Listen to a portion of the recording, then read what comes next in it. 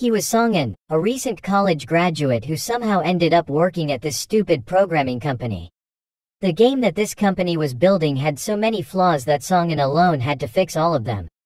Song-in was a little bored, so he just did it while creating more hidden entrances to give the players additional rewards, but he was then detected by his superior and was scolded. His boss criticized him while pressuring him to fix all the errors or he wouldn't get paid this month. Song-in also had no choice. He was so used to it that most people in the office thought he was an unnecessary fool here. Half a year later, Song-in had solved the majority of the game's bugs and was merely waiting for the release date. This game had too many bugs to fix, so Song-in turned them all into secret tasks, parts, or hidden gifts to conceal this. At this point, the fat boss ran into the staff room to urge them to finish the game quickly. Song-in was specifically reminded to work hard because today was the game's launch day. If he didn't need the money, Song-in would have kicked this obnoxious boss in the face, but he had to keep quiet and endure. Song-in worked while gazing at the money debt notice on his phone, hoping that one day this would be over. Song-in was about to unleash the game when the whole building suddenly began to shake violently, a great light covered the sky, and Song-in lost consciousness. At this moment, a note appeared in his head, wishing Song-in well in the new world. Song-in didn't awaken until after a while, and at that point, he was still unsure of what the message had been. Could this be because of the gaming company's plot? When he looked out the window by chance, he discovered that the scene outside had entirely changed, and a line of gaming interfaces emerged, startling Song-in. He initially believed that this was the game's 3D mode, but after giving it some thought, he should have known that it existed first, given that he was the main programmer. At that point, Song-in's characters started to appear on the interface panel. He hastened ahead to stop but couldn't. Song-in's identification at the start of the game was a merchant. There were 3 basic jobs in this game: soldier, pastor, and merchant. Soldiers had good fighting skills, pastors could cure teammates, and merchants could gather powerful materials, but the majority of players would select swordsman, thus the game had set everyone up with a random career. Of course, there were some hidden careers that required a hidden path to open, and up until now, Song-in had confirmed that he was in the game world. He was astonished to remember his bugs. All he had to do was base it on the number a bug set, and he would rise to the top of the leaderboard. The first mission had arrived, and Song-in had 5 minutes to accept it before it accepted itself. In the past, there had also been a bug that prevented people from accepting their first mission if they died before doing so, which could have resulted in the rebirth of their identities and the awarding of special professions. Song-in trembled a little as he picked up the knife, knowing that if he did it wrong, he would actually die. However, Song-in still had to gamble this time in order to escape his past life, so he stabbed the knife into his chest. This bug still functioned. Song-in was reborn with a new career as a pastor, but he just required a specific profession, so he proceeded to kill himself many more times. The time to accept the mission was only 11 seconds more. Song-in decided that this would be the last bet he would place, so he leapt off the heavenly bridge structure to pursue a unique profession. This time, he was successful in getting the hardest career in the game, and Song-in exhaled with relief, thinking this should be the start of a main character. As a bulletin board emerged to alert Song-in to danger, he was sitting down to look up information on his career. Song-in smiled, thinking that with his profession, no one could possibly harm him. However, as soon as he had finished speaking, a high-level monster attacked him. As a result, Song-in fled. His mission was to survive this monster for an hour. However, Song-in wasn't up against just one monster. The farther he ran, the more monsters pursued him. Fortunately, the giant monster was unable to enter the large building, as doing so would have resulted in his death. It was now a challenge to deal with these little monsters. Even though he had recently attained the position of a buff warrior, there was little he could do without weapons. At this very time, Song-in heard a cry for help, and he immediately recognized it as the voice of the annoying, perverted boss. The boss and his subordinates were also being pursued by little monsters when he came across Song-in. Despite the fact that it was a matter of life or death, the boss still managed to make fun of Song-in, which enraged Song-in greatly. The 3 of them fled together, but the unfavorable boss kept urging Song-in to find a way to save him right away. At this point, Song-in called upon all of his memories. If he remembered correctly, he had earlier set up a safe area in the main building. Song-in hurriedly looked around, and sure enough, there was a glowing room. They nearly avoided death as the little monsters arrived just in time for them to enter the secure room. From within, they could see that they were currently safe. Zai Wei leapt over and hugged Songin. She came here before Songin because, while designing the safety room, Songin went to take counsel from Zai Wei. So if it was true, Zai Wei was also one of the individuals who developed this room. As soon as Zai Wei and her other co-workers saw the monster, they hurried to this room. Songin asked Zai Wei whether she had met someone exceptional while she was here. Zai Wei and another man immediately realized that Songin was referring to an NPC in the game. They had the necessary information and equipment to guide new players. If he remembered correctly, there was an NPC with the last name Li in this location. However, at this precise moment, a young girl shouted to correct her name to Qi Chu Zhe, so the fat man immediately realized that it was this NPC, and they only needed to increase their sympathy for her in order to receive a reward. Chu Zhe refused to speak to the fat guy, and Songin froze because he hated coaxing children the most, so Zai Wei raced to the little girl's side to flatter her. Because Zai Wei had kindly brought Chu Zhe into the secure room before, she gave Zai Wei a gift. It was a compass that directed the way for Zai Wei in every copy. Songin was taken aback by this gift. This was an essential item in the copy, and he too wanted one. When the fat boss's secretary offered Chu Zhe candy, she rejected it because she believed the woman was acting. Chu Zhe noticed that when they were being pursued by monsters, the woman ran as quickly as she could, not caring about anyone, but now she even pretended to care about Chu Zhe. Chu Zhe also made it clear that she would no longer give the map to anyone.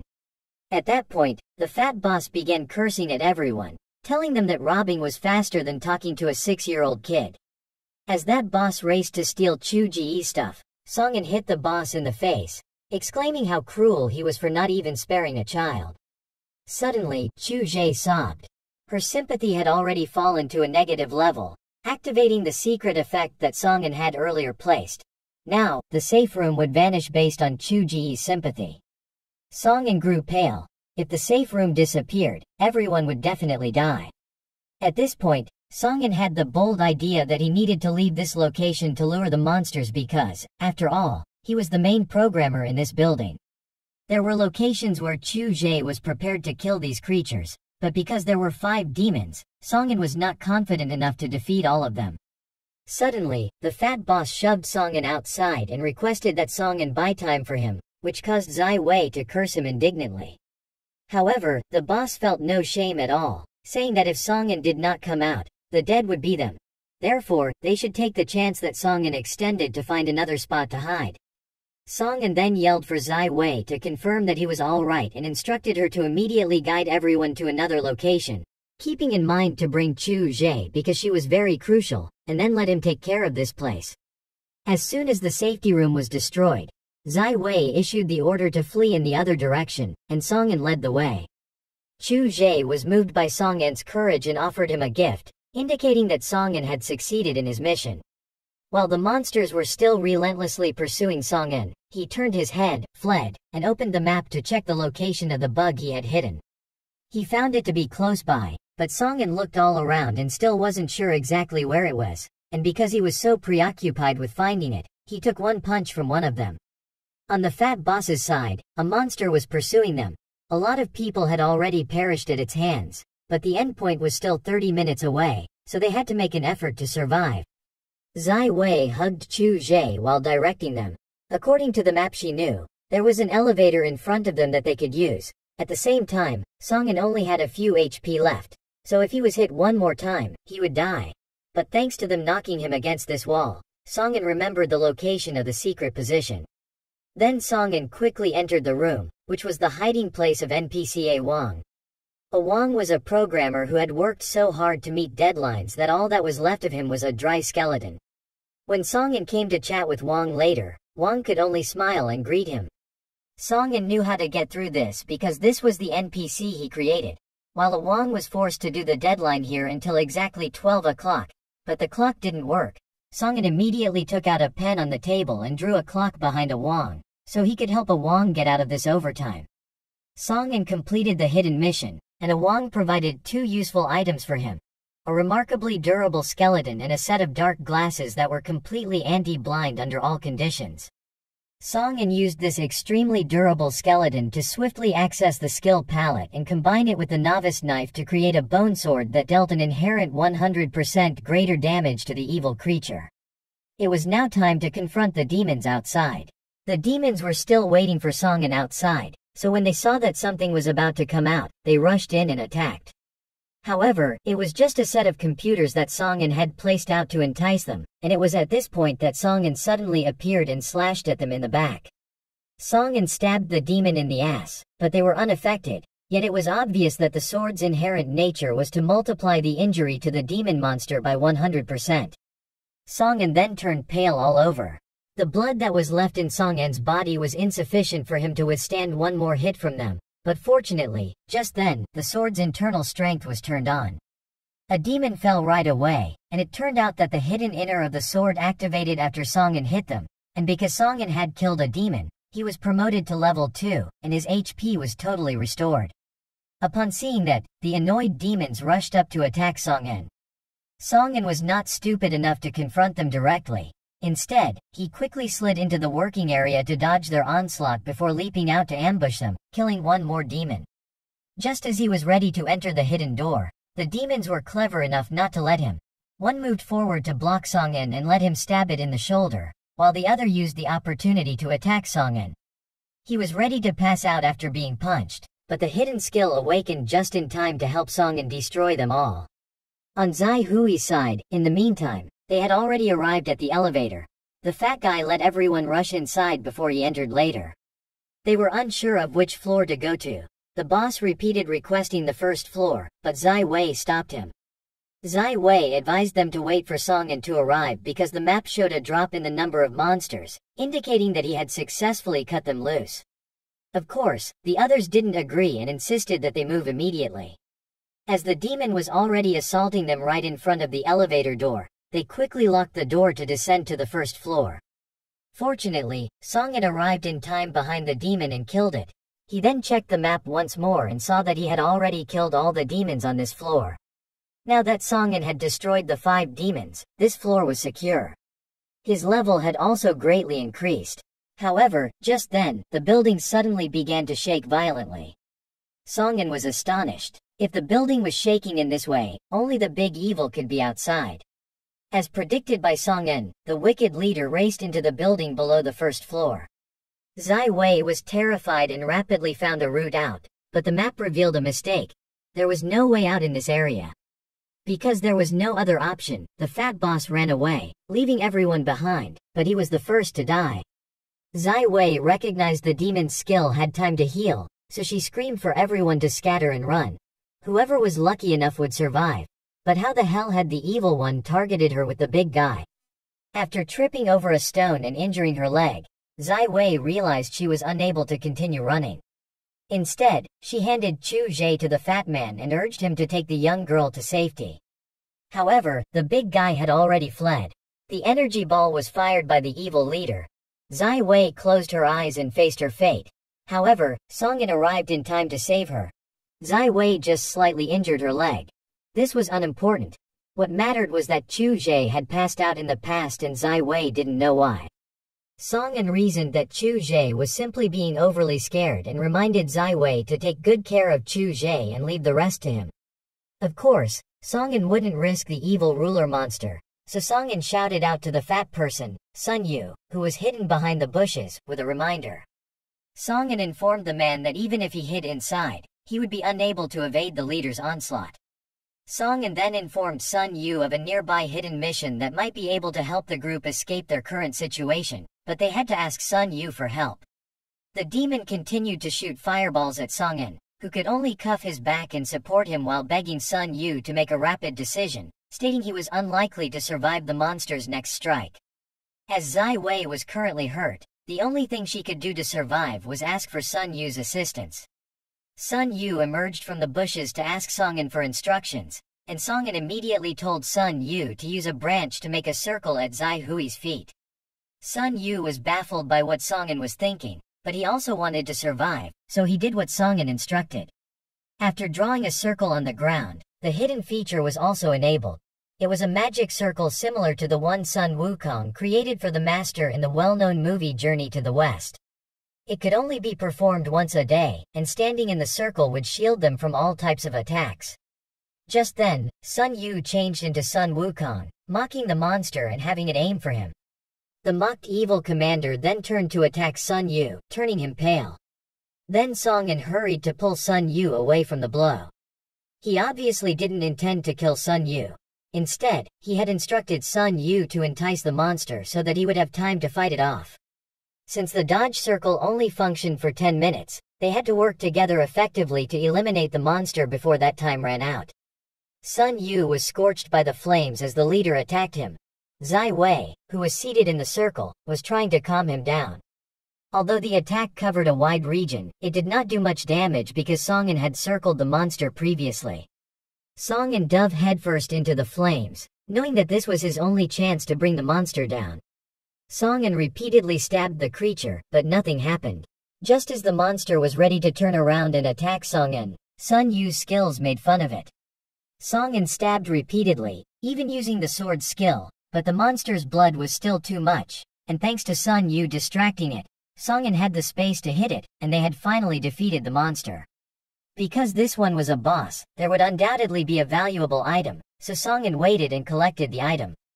The boss was killed, and the restricted region was unlocked. Suddenly, a voice asked how they defeated this boss. That girl identified herself as Raffle, the game's instructor. Raffle arrived to congratulate everyone on finishing the game's first mission. They were the first group to finish it. Song-an's group immediately realized that there were other players in the game besides him. Most of them opted to avoid the monster rather than engage it head-on like Song-an's group. Raffle was perplexed as to how a group of rookies could kill a terrible boss at level 40, and she suspected them of cheating. Song-an hastily explained and offered Raffle his sword, explaining that he had simply been fortunate enough to acquire a useful item. Just then, Sun Yu's group managed to stumble out of the forest after trying in vain to run away. Fortunately, she had been informed that the place was secure, so they returned here, and since everyone was already present, Raffle was able to give them their mission reward.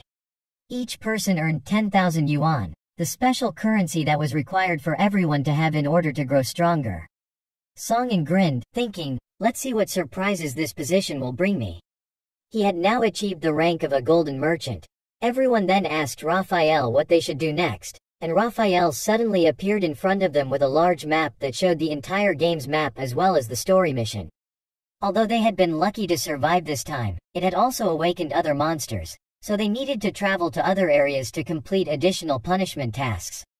They would encounter other players along the route, so Raffle hoped everyone would level up swiftly to avoid passing away in this world.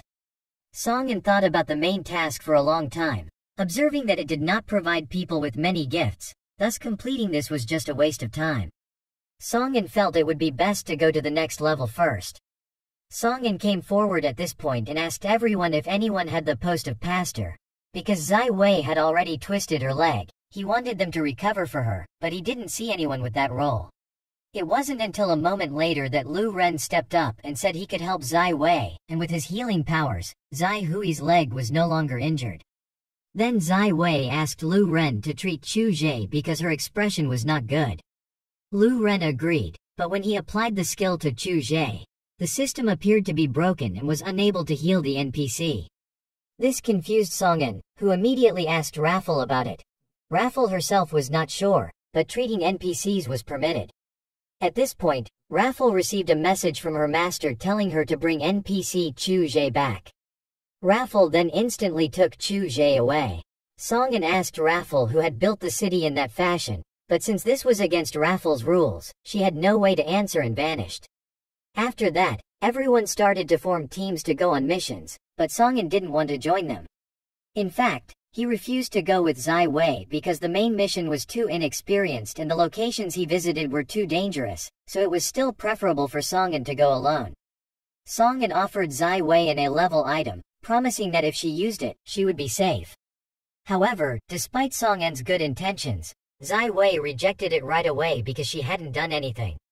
Song-an knew Zai Hui's personality and that she would undoubtedly reject it, so Song-an pretended to lend it to her. As for Sun Yu, he too played a crucial role in eliminating the monster, so Song-in didn't think twice about throwing him the bag of money he had just received from Raffle, along with a warning that Sun Yu wouldn't bother Zai Wei next time. Song-in immediately left this location after finishing his work.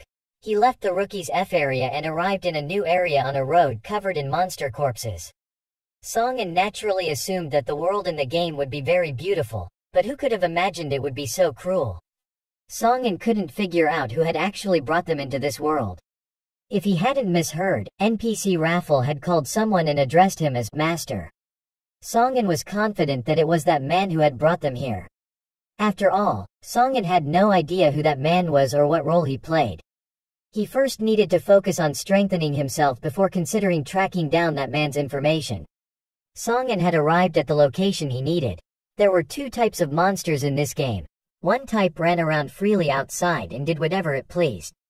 These types of monsters were mostly weak ability creatures that could be revived after a period of time after being killed so that new players could get acquainted with the location as well as the challenges of the area. In addition, there would be a boss in the underground city where Song-in traveled.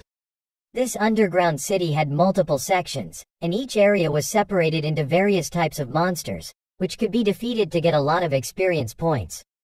However, despite the fact that the underground city was filled with minerals for equipment leveling and offered a great deal of advantage, it also posed a very significant danger. Song-in went over to an abandoned factory, threw away his torn slippers, and bought a new pair of shoes right away for comfort. This place was so forlorn, it was as though a battle had broken out here. Song-in had no yuans with him at the time, so he simply grabbed everything up and packed it all into the storeroom. Song-in entered the nest cave, and as soon as he entered, a pile of minerals appeared in front of him.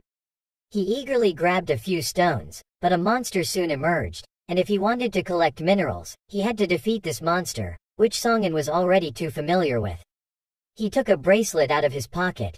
This mouse liked shiny things in particular, so when Song-in tossed out a ring, it rushed to take it. Song-in seized the chance to kill the mouse right away. Song-in had no intention of bothering them any longer because killing a rat only earned him experience points rather than things.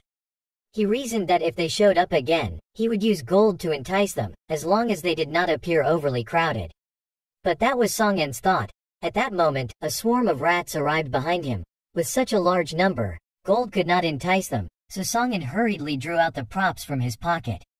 Fortunately, Song-in had already collected a ton of treasures from the factory for this situation. He didn't have time to count how many rats were there right now, so Song-in tossed out all the gold to draw them in. However, at this point, a rat far bigger than the rest appeared. This was the King Mouse Elf boss, and its showing up so early was beneficial to Song-in. The Rat King ordered all of its subordinates to give it all of the gold, and with all of the gold in its hand, the Rat King was satisfied. Then Song-in threw it countless more gold, and the Rat King lit up all of its eyes and rushed in to seize them. Song-in had been waiting for this chance, so he circled behind the Rat King and slashed through its hull twice. This rat was nothing to Song-in, so he didn't care about the gold. Instead, the Rat King turned to attack him. Only now did Song-in realize that this was not some kind of evil monster. However, his skeletal blade couldn't activate the hidden skill, so defeating it wasn't as easy as defeating the evil boss. Additionally, the little rats had already surrounded Song-in, making escape difficult. The little rats rushed to assault Song-in, and he fought while keeping his strength, not knowing how to do it now because if he used all of his strength to fight these little rats, he would no longer be able to combat the king rat in a short time. Unable to do so, Song-in rapidly looked for a way out. He found a hole immediately above his head and leapt on it, intending to drive the bone blade into the wall and climb up. But how in the heck was his jumping ability so great that he actually didn't need to scale the wall? This must have been a benefit when Song-in increased his agility points. Song-in then started to consider how to defeat the Rat King because using gold to attract it no longer worked. There was still one more valuable item in the inventory, and it was now time to use it. The King Rat jumped immediately in front of Song-in, so he took out all the remaining gold in his inventory and taunted the King Rat that if it wanted these gold, it had to first overcome him. The Rat King charged forward to attack Song-in, but he fled to the side to avoid being attacked, leaving the Rat King to rush into the gold pile behind it. The Rat King lit up all its eyes, but when it raced over, it saw that it had been duped.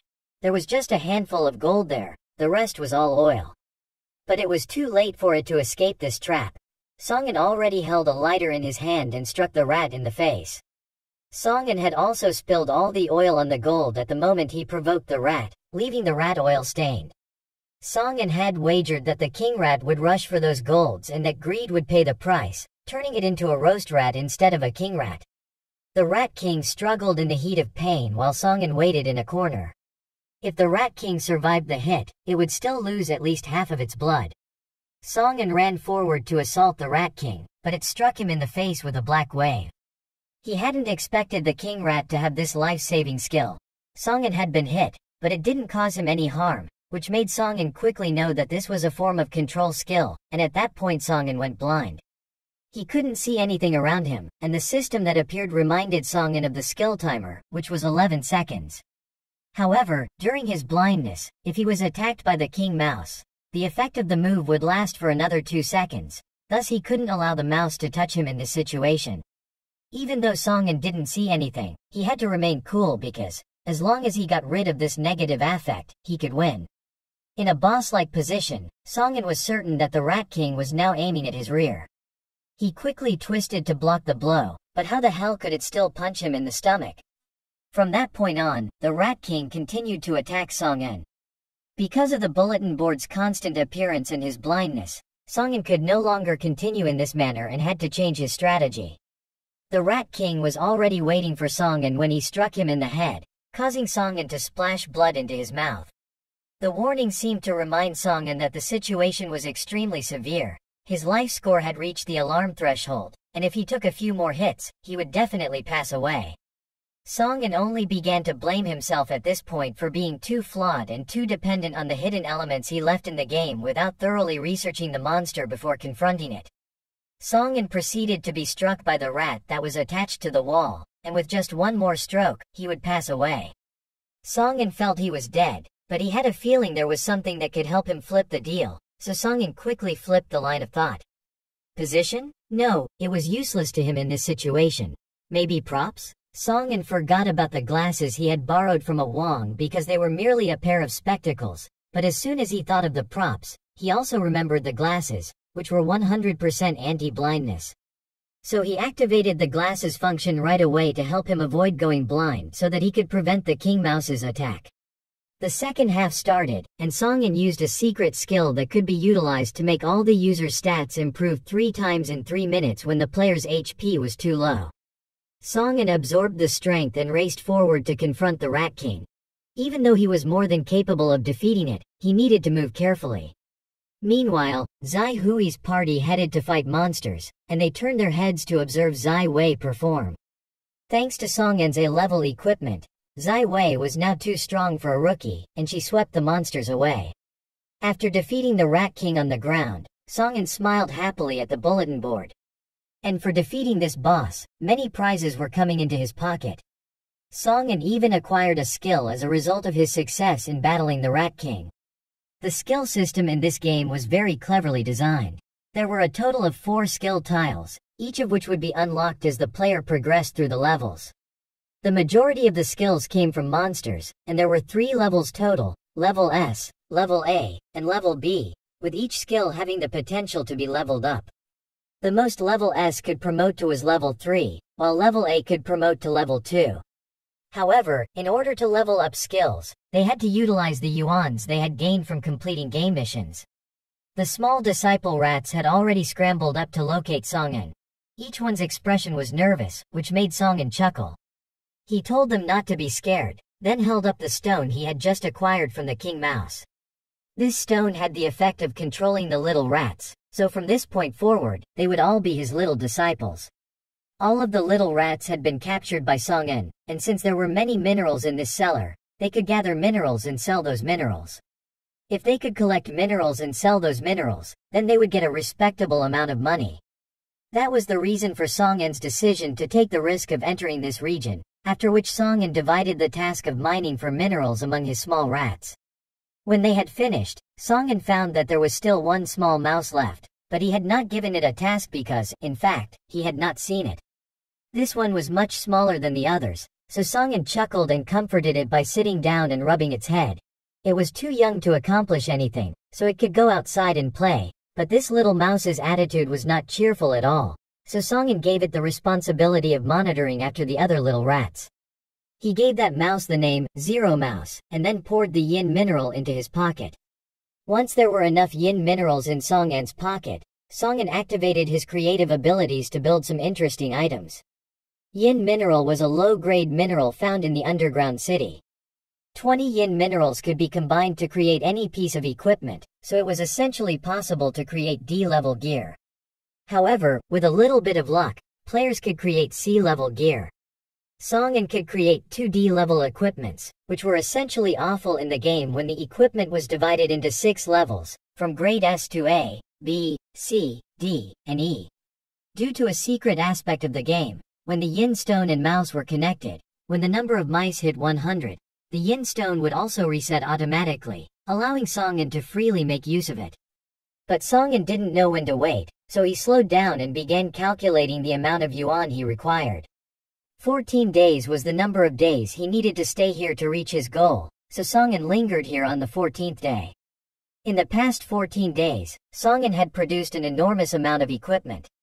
Of the more than 10,000 items he had developed, 67 were of the C level, and of those, Songin had already chosen the 8 best items to wear himself, and the others would be sold to the merchant NPC.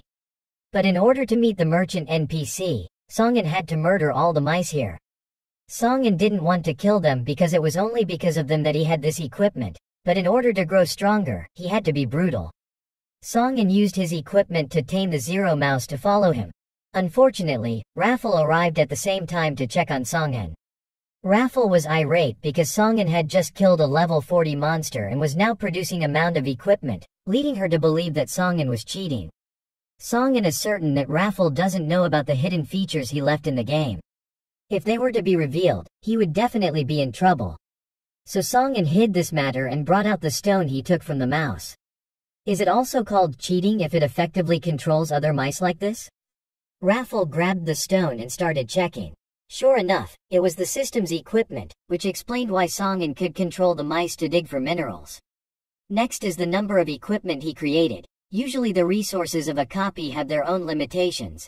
How the hell can Songin keep digging and it still hasn't run out? Regarding this, Songin had his own reason. He smiled brightly and then scratched his head and said he didn't know.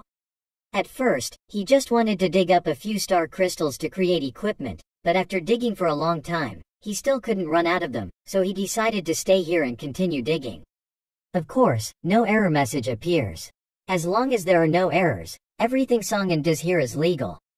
Raffle was completely unable to catch errors anymore, and could only report to Songin the other players reporting errors. She couldn't get into the underground city, so she had to come here to check. Songin swore on his honor that he didn't know anything. Right at this moment, the notification of the hidden feature appeared again. It automatically reset the planet for Songin to exploit, and Raffle also saw this notification panel, making Songin's face turn pale. Raffle angrily shouted at Songin for playing dirty and daring to take advantage of the bug for personal gain. Raffle immediately used the skill to fix this bug, but somehow Raffle couldn't fix this bug. Then a warning panel appeared telling her that this was completely in accordance with nature and could not be corrected. Songin also did not know this. Even the equipment created from the Raffle bug could not make it disappear. Songin took advantage of this to remind her that he was completely legal since the system had proven him. But Raffle is still determined not to let the fairness of the game be destroyed. Currently this place has nearly 200 star rats. Raffle cast a spell to make them all disappear. This made Songin very angry. He pulled out a knife to attack the righteous Raffle. She was just oppressing the weak. Songin was so upset that she activated the game's hidden feature. It only happened when he personally destroyed more than 150 monsters at the same time, and just now Raffle used the elimination command to directly give all the experience of 150 monsters to Songin. When activating this skill, all of Songin's stats will be greatly increased. Another bug will appear, making Raffle very confused. Just as Songin was about to attack her, the merchant NPC appeared, so Songin ignored her. Just now when she used the elimination command, the entire population of star rats disappeared. But Songin and Mouse Zero are fine. This proves that Raffle can only attack monsters and the player is useless. Song-in stopped the merchant to prepare to make some transactions. Raffle wanted to fix the error but was completely unable to do so. At this time, she received a complaint from the player, so she temporarily ignored Song-in and left first, then began trading with the merchant NPC. He bid 6,000 crystal coins for each piece of equipment. Of course, Song-in did not agree and pushed the price to 12,000 per piece of equipment. After a while of bargaining, they finally delivered at a price of 9,000 coins for one piece of equipment. The merchant still felt like he had just been played a trick, collecting so much D-level equipment like this, and if he couldn't sell it, he would lose a lot. To comfort him, Song-in showed him a way. After all, this was the first time they became friends, so Song-in would give him another 50 pieces of C-level equipment. Then show him how the sale will give a player a chance to get additional C-level equipment. Currently on the market, C-level equipment is also called rare equipment, and most players now are beginners. With the chance of receiving C-level equipment, they won't hesitate to buy his stuff. After that, Adong quickly put all the equipment in his pocket. Song-in quickly pulled out his own equipment. Crown of Greed: for every piece of equipment he sells, he will receive an additional 10% of its value. After collecting the pocket equipment, Adong gave Song-in a VIP card. Inside is 100 million crystal coins with a VIP card recognized by the Trade Association. Song-in took the money and immediately opened his billionaire title, then walked over to Adong's shoulder and happily reminded him that he would provide even better equipment in the future. This made Adong very happy. In return for Song-in's kindness, Adong gave him 3 bottles of holy water. This will help Song-in escape any adverse effects. Just as Adong was about to leave, Song-in stopped him, wanting to buy some things from him. After finishing the work in the copy, then Song-in went out. After 14 days of non-stop work, Song-in has collected a lot of things. Song-in had already determined his next destination. As soon as he went out, countless drivers greeted him. This made him very confused. What the hell was going on? Just a few days ago this place was a pile of ruins. At this time, a driver came to greet Song-in. He completely let Song-in ride for free, so why not go? On the way, Song-in asked Lin Nan to see what was going on. Lin Nan could only laugh because they did it because they were bad, nothing more.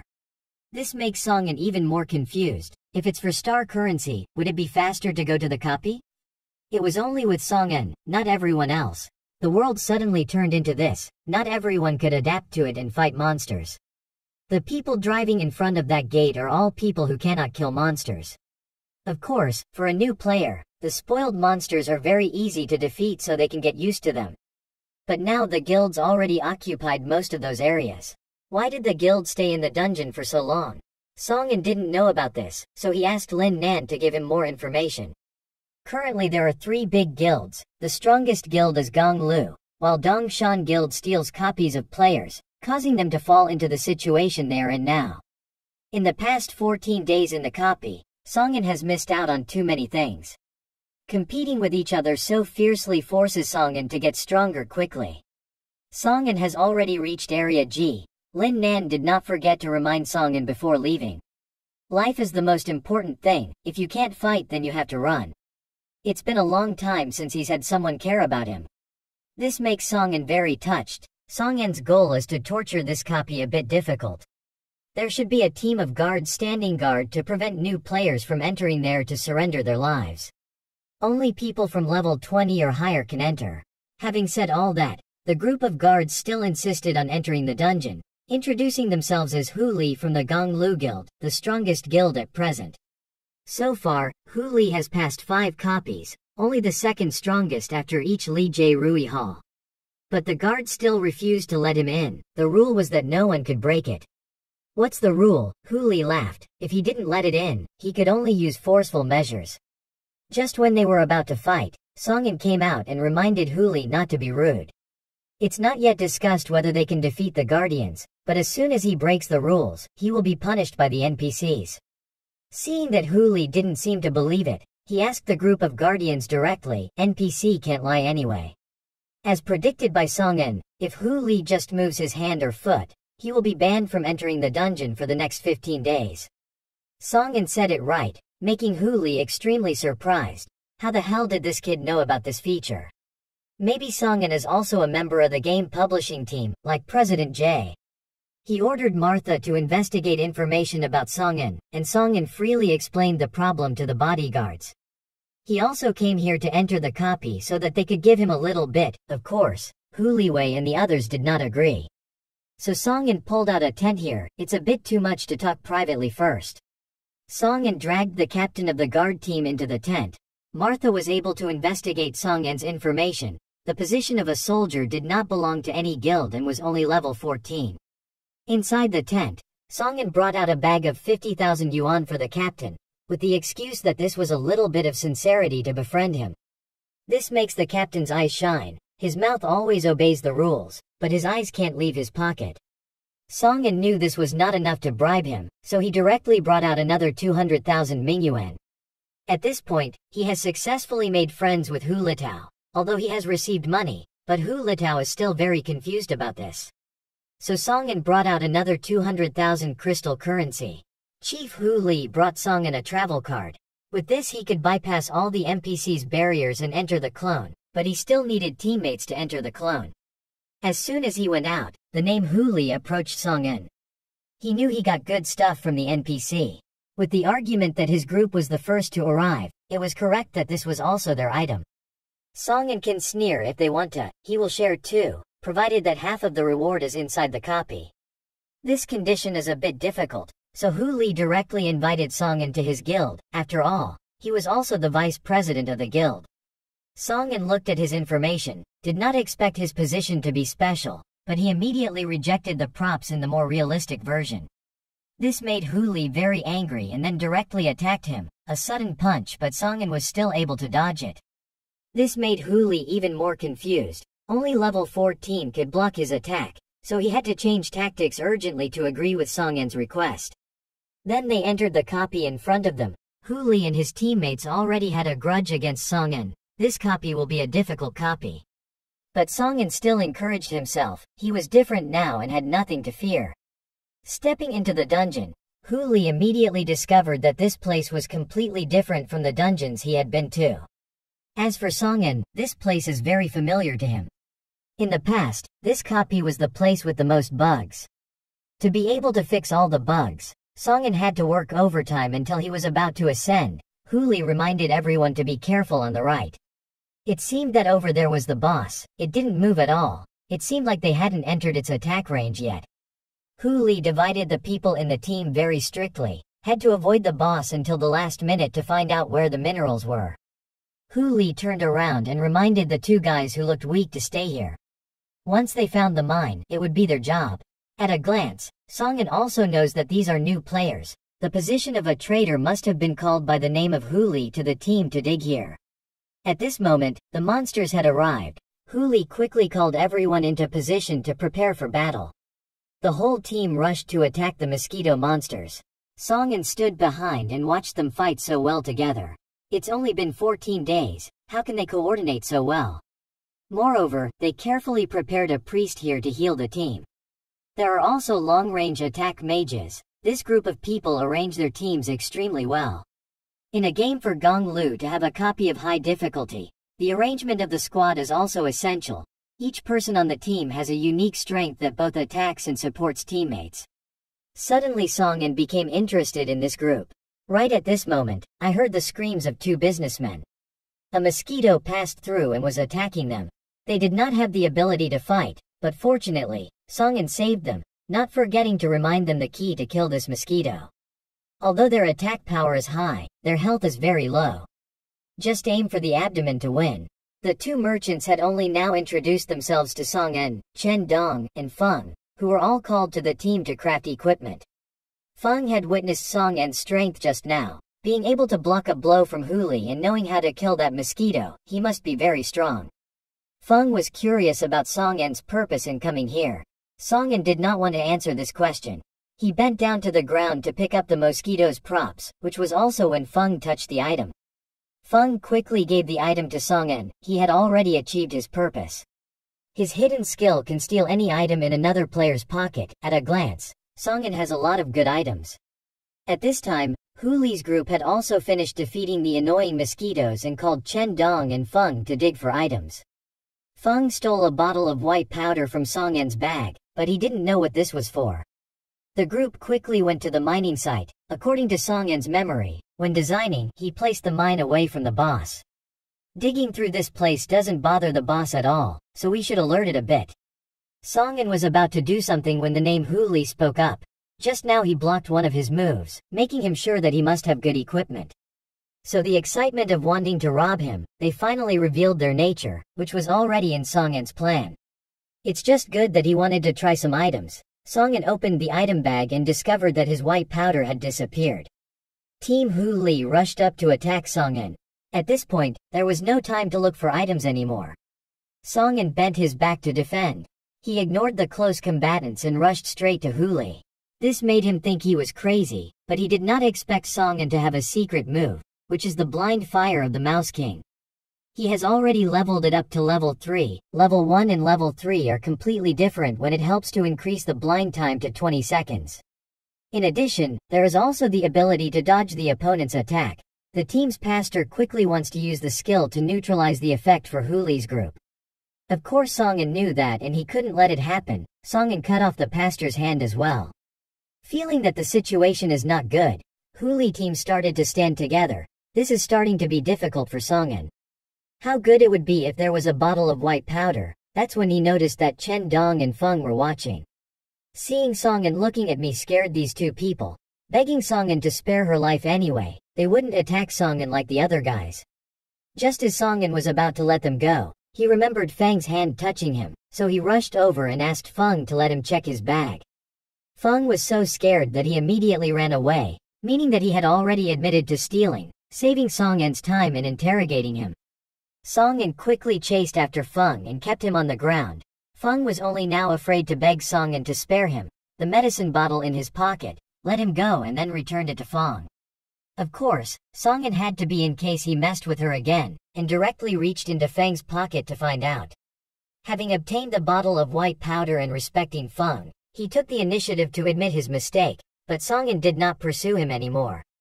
At this point, Song En remembered the effect, which had already ended, and Hu Li and the others rushed to kill Chen Dong. It doesn't matter if Chen Dong is Song En's accomplice or not, now they know how to limit Song En's skills. As long as he can't reach them, he won't be able to use blind skills anymore. It's time to send Song En to hell, or Song En also has this thought. Team Hu Li continued to attack him. The mage launched a fireball attack towards Song En. He opened the bottle of white powder and threw it at them. The powder reacted to the fire and exploded. The smoke from the white powder bottle spread all over them. This smell is so rotten that they have to cover their noses. But that is not the scary point of this powder bottle, when the effect of the powder bottle is to attract the mosquito monsters here. The Hu Li quickly formed a formation to fight them. They can still deal with the mosquitoes at this rate, but even if the boss comes, this case will be difficult for them to escape. AU was swallowed by the boss, followed by the archer. Hu Li's team was confused and didn't know what to do, but when they turned around, Song En was nowhere to be found. Song En now takes advantage of the hidden feature and dodges the boss. A small room opens that can't be detected from the outside. But it's so small. Feng still sneaks in here to hide with him. Feng begs Song En not to kick him out, promising not to play tricks on him anymore. Song En could only sigh. Letting Feng stay where he was and telling him to go out now would be the same as telling him to die. When the Hu Li team outside is also dying at the hands of the boss, it will be clear in a short while. Hu Li's team fell apart so quickly that he didn't even know why. It was clear that he had formed a team that worked extremely well together. It was all because of Song En that he quickly searched for him but was already blocked by the boss. He couldn't wait to die in such hopelessness. Hu Li brought out his trump card and strained his muscles to make his body bigger. Song En knew that this skill, in addition to making the user ugly, within 10 minutes all of that person's stats increased by up to 30%. It resonated with his avalanche punching skills. Hu Li put all his strength into throwing a punch straight into the frog's mouth. This move spreads to the frogs behind too, causing them to die in mass. Feng was a bit worried. Could this guy defeat the boss by himself? Song En does not think so. The boss is not as simple as those mosquitoes. Song En looked around for a while and discovered that Hu Li was about to die. This was when he showed up to take everything he had tried. He turned back and reminded Feng to stay here until he defeated the boss, and the boss launched an attack towards Huli. He blocked this attack and still sneered and provoked the boss, thinking that the boss had used all his strength and he could defeat it. But right after that, Huli's whole body was poisoned. His whole body quickly lost strength and could not even walk, let alone continue fighting. The boss continued to give him a powerful attack that sent Huli flying into the wall. This is the time when Songen appeared to provoke the boss. He did not beat it, but led the boss to the mosquito swarm. Of course, Songen had already planned it out. Thanks to Raffles' help last time, he was able to activate his hidden skill. As long as there are more than 15 monsters by your side, you will receive an extremely powerful buff that will increase all stats by 50%, and you will also be immune to damage from mosquitoes. The boss just ran to the place now. It did not attack Songen but caught a delicious mosquito. This is also a hidden feature that Songen has left in this copy. As long as there is a cloud of mosquitoes surrounding the target, the boss will not be able to control himself and attack indiscriminately. Use these mosquitoes as a shield for yourself. Now it's time for Songen to counterattack this boss. Songen rushes up and slashes at the boss's legs. Not stopping there, he used the black smoke skill to shoot it into its eyes. Because it was a boss, the impact of the move was reduced to only 10 seconds, but that was enough for Songen to beat it. Feng stood outside with his mouth open in surprise. With Songen's ability, he could completely take down this copy by himself. In the end, Feng still didn't have anything, so he groped outside to see if he could steal any valuable equipment. Aiming at the bodies of the Huli team, they are quite strong. Feng is sure they will have a lot of valuable equipment with them. The boss's health is still very low. It activates a crazy state, attacking randomly regardless of whether it hits Songen or not. But as soon as its tongue touched any place, that place was immediately contaminated with poison, which made the mosquitoes around him so scared that they all flew away. As for Songen, he lost space to move and tried hard to avoid it, but in the end he still couldn't dodge it all and fell into a poisoned state. The natural environment always has two-dimensional properties. If there is a place where extremely toxic substances grow, it means that there is an antidote there. Songen had previously listened to Zai Hui's advice and added features to the game to make it as realistic as possible. Currently he was in a poisoned state and had to quickly find an antidote. The boss continued to attack Songen although he had time to react and dodge the attack. But his speed has decreased significantly. Just now, Songen has found an antidote. This plant's name is Hongbo. If you give it to the merchant Songen, you can get the antidote. Why do you need a merchant here when Songen himself is already a golden merchant? Songen immediately made an antidote and the frog was no longer blind. It rushed to attack Songen, always startling him. Luckily he reacted in time, otherwise he would have been crushed by it. The frog continued to want to attack Songen but somehow it couldn't reach the area where Songen stood. This made Songen laugh. It took him a long time to fix the bug, but there was still an area with a bug, but it was thanks to that he was able to keep this life. After Songen drank the antidote, he immediately rushed to attack the boss. This was a unique opportunity to destroy it. Songen slashed the boss continuously until there was a notification that it was dead. The boss has been defeated. All statuses and the player's health are restored from the beginning. This time, Songen overcame this frog boss much easier than that Mouse King, which made him certain that he was stronger than ever. Now comes the part that Songen likes the most to see what good equipment this boss has. Thinking back, this boss's poison skill is very interesting. But now Songen's level is a bit low, so she can't open more skill boxes to get it. It's a bit unfortunate when suddenly a notice board appears, startling Songen. He placed the black smoke skill in the warrior class, and his golden merchant class is still empty, so Songen can completely receive this skill. Songen himself didn't know this. Before designing the skills, he set the default that each class only received 4 skills. But there is no restriction on the skill slots of the dual career class. Naturally, with 4 more free skill slots like this, Songen is the champion. Right at this moment, Huli grabbed Fang's neck and came to find Songen, asking him to kill the boss and his state was restored. He arrested Feng because just now when he woke up he saw Feng stealing his teammates' items. Now Huli wanted Songen to use the equipment in exchange for Feng's life. Songen laughed. Why did he think that Feng was his friend? Huli was very determined. If so, then Feng would be useless. He launched an attack straight to his stomach. Now that no one stops them, Hu Li tries his best to resolve his grievances with Song-en. Song-en also had this idea: if the fight couldn't be avoided, it had to be resolved quickly. Song-en also wanted to use her new skills. He directly increased the new skill to level 3 by one shot, making Hu Li pale. Such an increase would cost several million crystal coins. Unable to delay any more time, he was just about to transform, but Song-en had already given him a slash. Now he had no way to beat him anymore when Hu Li had fallen into a poisoned state. Hu Li collapsed and just smiled lightly. He finally understood that Song-en and Li Jie-rui were both bigheads of the same breed. All of them are programmers for this game. Song-en didn't bother to deny anything. It's true that you're the programmer of this game, but that has nothing to do with the current situation. Hu Li thinks differently. He thinks he is a very strong person among the people participating in the game. With a special class and gaming mindset, he finds every way to increase his strength and equipment, but in the end he still loses to them simply because Song-en is the creator of this game. Knowing the ways to get good equipment and people like Hu Li are just guinea pigs for them to test the game, Hu Li died soon after. Only now did Song-en remember who Li Jie-rui was. He was a former colleague in the company, a star in the eyes of the employees in the office at that time. Because he didn't have much contact, Song-en didn't have much of an impression on him. There was only one sentence that made him remember. When Li Jie-rui stated that if he were the creator of this game, it wouldn't be just a game. Combined with Hu Li's description, it is very likely that Li Jie-rui is related to this world. I am afraid that his class and abilities are not normal. At this time, Feng tried to get up. Having just been beaten by Hu Li, Feng's internal organs were damaged. Feng dropped his hat, making Song-en realize he was a girl. Feng begged Song-en to sell him some blood, whatever price she paid. Song-en is also ready to die at this time.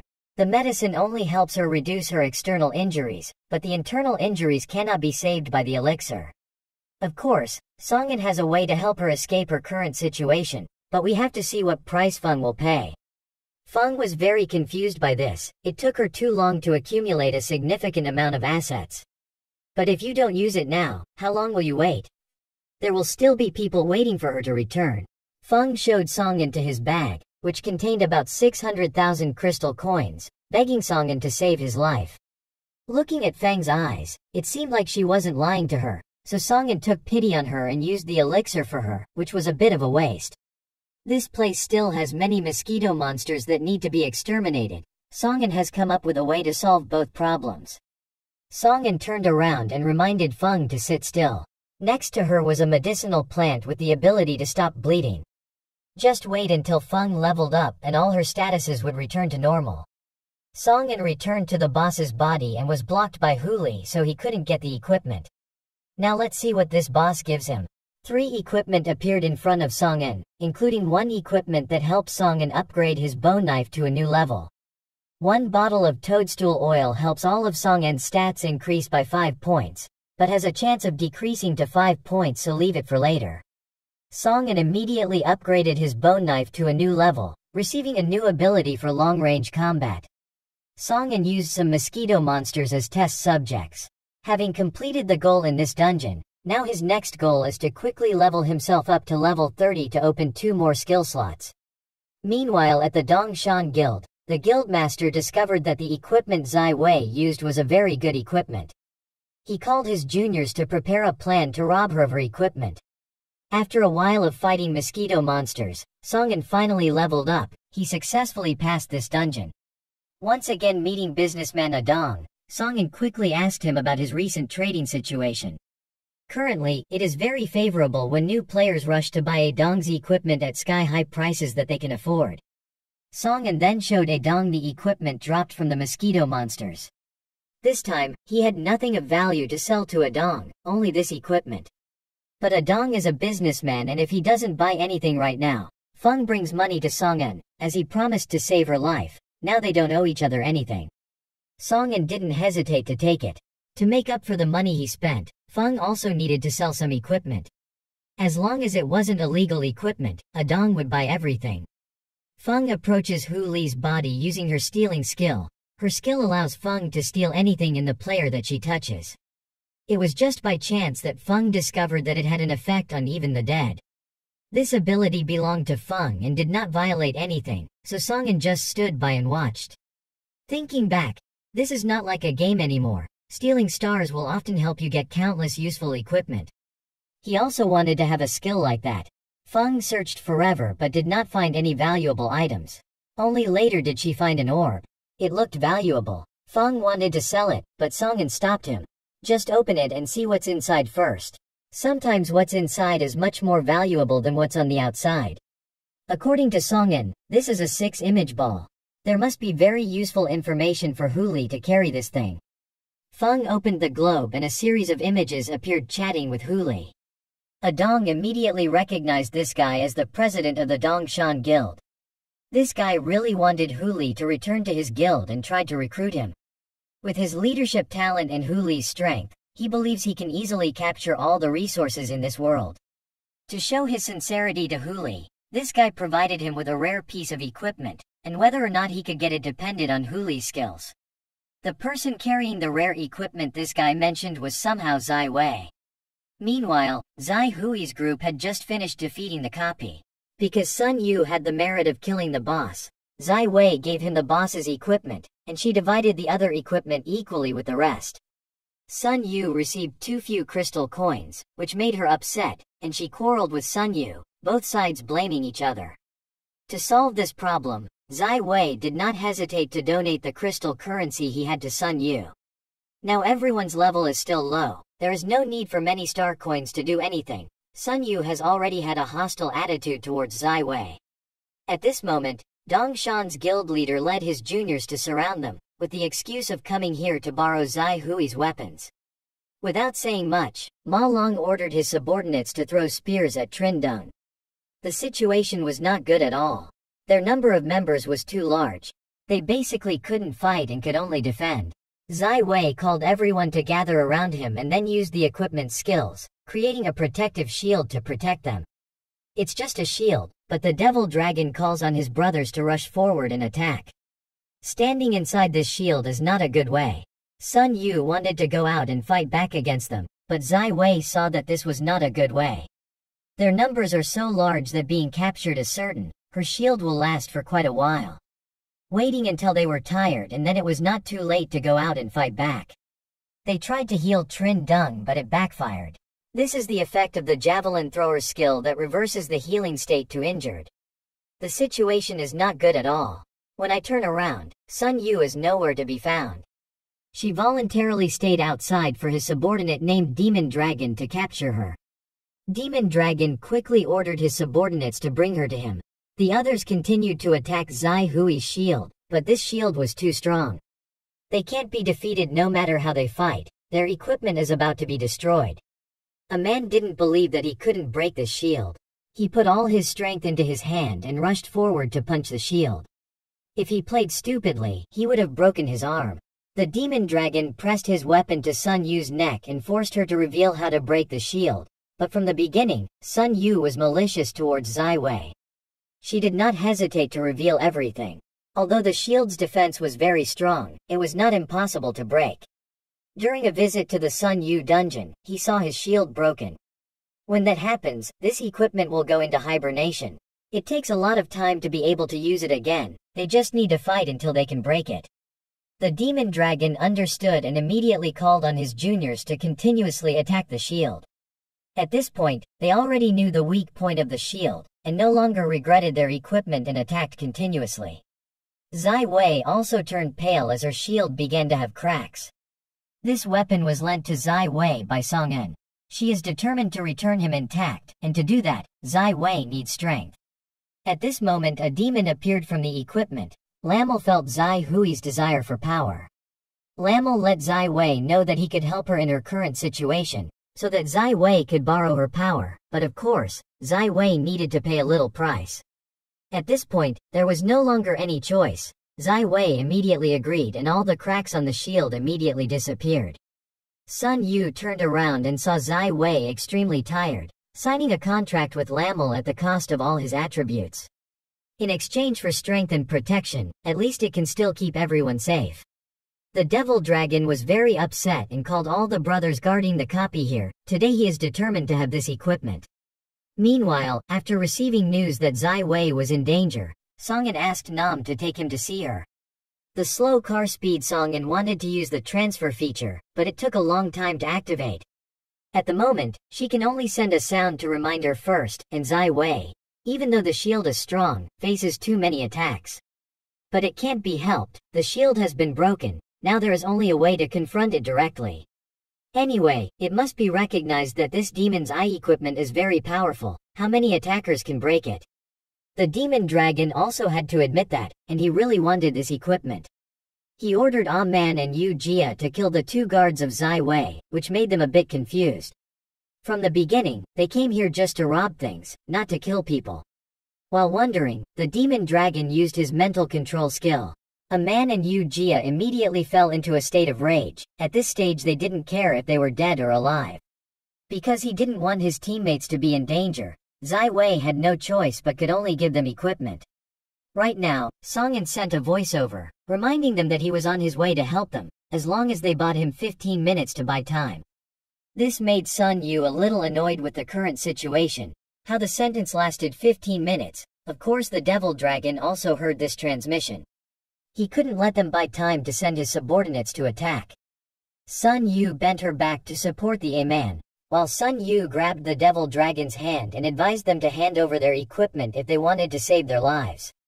She used to be a comrade and yet she let out such nauseating words, making Sun Yu even more reluctant to hand over the equipment to them. So Sun Yu took out a stick to draw a circle under Zai Hui's feet, using the hidden protection feature of Sun Wukong that Songin taught her last time. With this, Sun Yu believes she can buy 15 minutes for Songin to come here to save them. Sun Yu transformed into Sun Wukong and started activating skills to provoke them. The demon dragon subordinates that were hid by the provocative skill began to lose control, ignoring everyone and attacking the whole Sun Yu. Sun Yu threw her legs behind her neck and ran away. Even the demon dragon could not escape this control skill. Sun Yu glided among the sea of people, making it impossible for them to hit him. Since Sun Yu had increased all of her stats in the agility section, adding the Wolf King's foot equipment that Zai Wei gave her just now made Sun Yu's speed now very fast. While excitedly teasing those guys, Sun Yu was blocked by a man and punched him in the chest. The attack was so strong that Sun Yu's skill effect also disappeared. The magic circle also disappeared as the demon dragon easily took Zai Hui's equipment, got the equipment he needed, and then Zai Wei begged him to spare his teammates' lives. But the demon dragon didn't care that he got this thing because of his own strength. This made Zai Wei very angry and cursed him to his face. No matter what he did, he would face retribution. But the devil dragon is not afraid that he knows that Zai Wei places his trust in the person who just used the voice transmission. But he still believes that Songin alone cannot defeat his guild. Seeing that Zai Wei looks beautiful, he wants to take her home to warm his bed, but Zai Wei strongly refuses. So he ordered his subordinates to kill her immediately. Yu Jia was excited for a long time. He wanted to try to kill people with his own hands. Until now, Chu Zhe had the opportunity to feel this. He was about to kill Zai Wei, but Songin came to save her in time. Zai Wei had already fainted from fear. Seeing her in this state made Songin very upset. What the hell is Dongshan Guild that dares to touch his friend? Holding Zai Wei in Songin's arms, vowing to avenge her today. Yu Jia being killed in an instant made the demon dragon start to fear, but he was still very confident around there were too many of his comrades. Songin alone cannot make a difference. Lin Nan and Feng hide in a corner to watch Songin, not daring to come out. The opponent is a large group of Dongshan. Lin Nan doesn't understand where Songin got the courage to confront them directly. Songin put Zai Wei down to rest under the tree, then summoned Mouse Zero to appear. Songin bit his hand out a drop of blood and gave it to the Zero Mouse to eat it. As soon as the Zero Mouse ate the drop of blood, it changed into a very scary monster that made the rest of the guys start to turn pale. The pressure that Mouse Zero creates is much greater than the bosses they have encountered before. Songin looks at their attitude. It's already effective. This is a hidden feature in the ostentatious game. Trade 20% of your life to give your pet a temporary boost, helping the pet gain size and a very scary threat. The size and threat depend on the strength of Song-in, but only to scare the players. But actually, the power of Mouse Zero is still the same.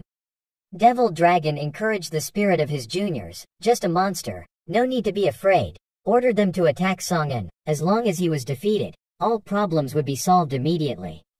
With the poison skill along with the long-ranged skill of the bone knife, Song-in only needs to cut them one time and they will automatically fall. Ordered a man to stop Song-in. Song-in just now used his black smoke skill, sending them all into a temporary blind state. Now they were checkmated, while Mouse Zero carrying Zai Wei went to Sun Yu and picked him up. Thinking he was about to be eaten, scared Sun Yu. Of course Mouse Zero didn't mean to harm him. But thanks to the effect of ostentatious display, now in Sun Yu's eyes, Rat-O is an extremely scary monster. Originally, eating one palm from a man, Sun Yu was about to fake her death to escape this battle. How the hell was it still discovered by the O-Mouse? Now that all the bones in his body were broken and he couldn't resist at all, Rat-O brought out a bottle of holy water and forced Sun Yu to drink it all. As soon as she drank it, Sun Yu completely recovered. Then Mouse Zero told Sun Yu to help Song-in. Song-in described the conflict between so many people. He defiantly hit him while paying attention to the Devil Dragon name. This guy's ability to control others made the players go crazy, so mad that he even lost his black smoke effect. Devil Dragon now has exhausted the effect of black smoke. He gasped for not expecting Song-in's ability to be so strong.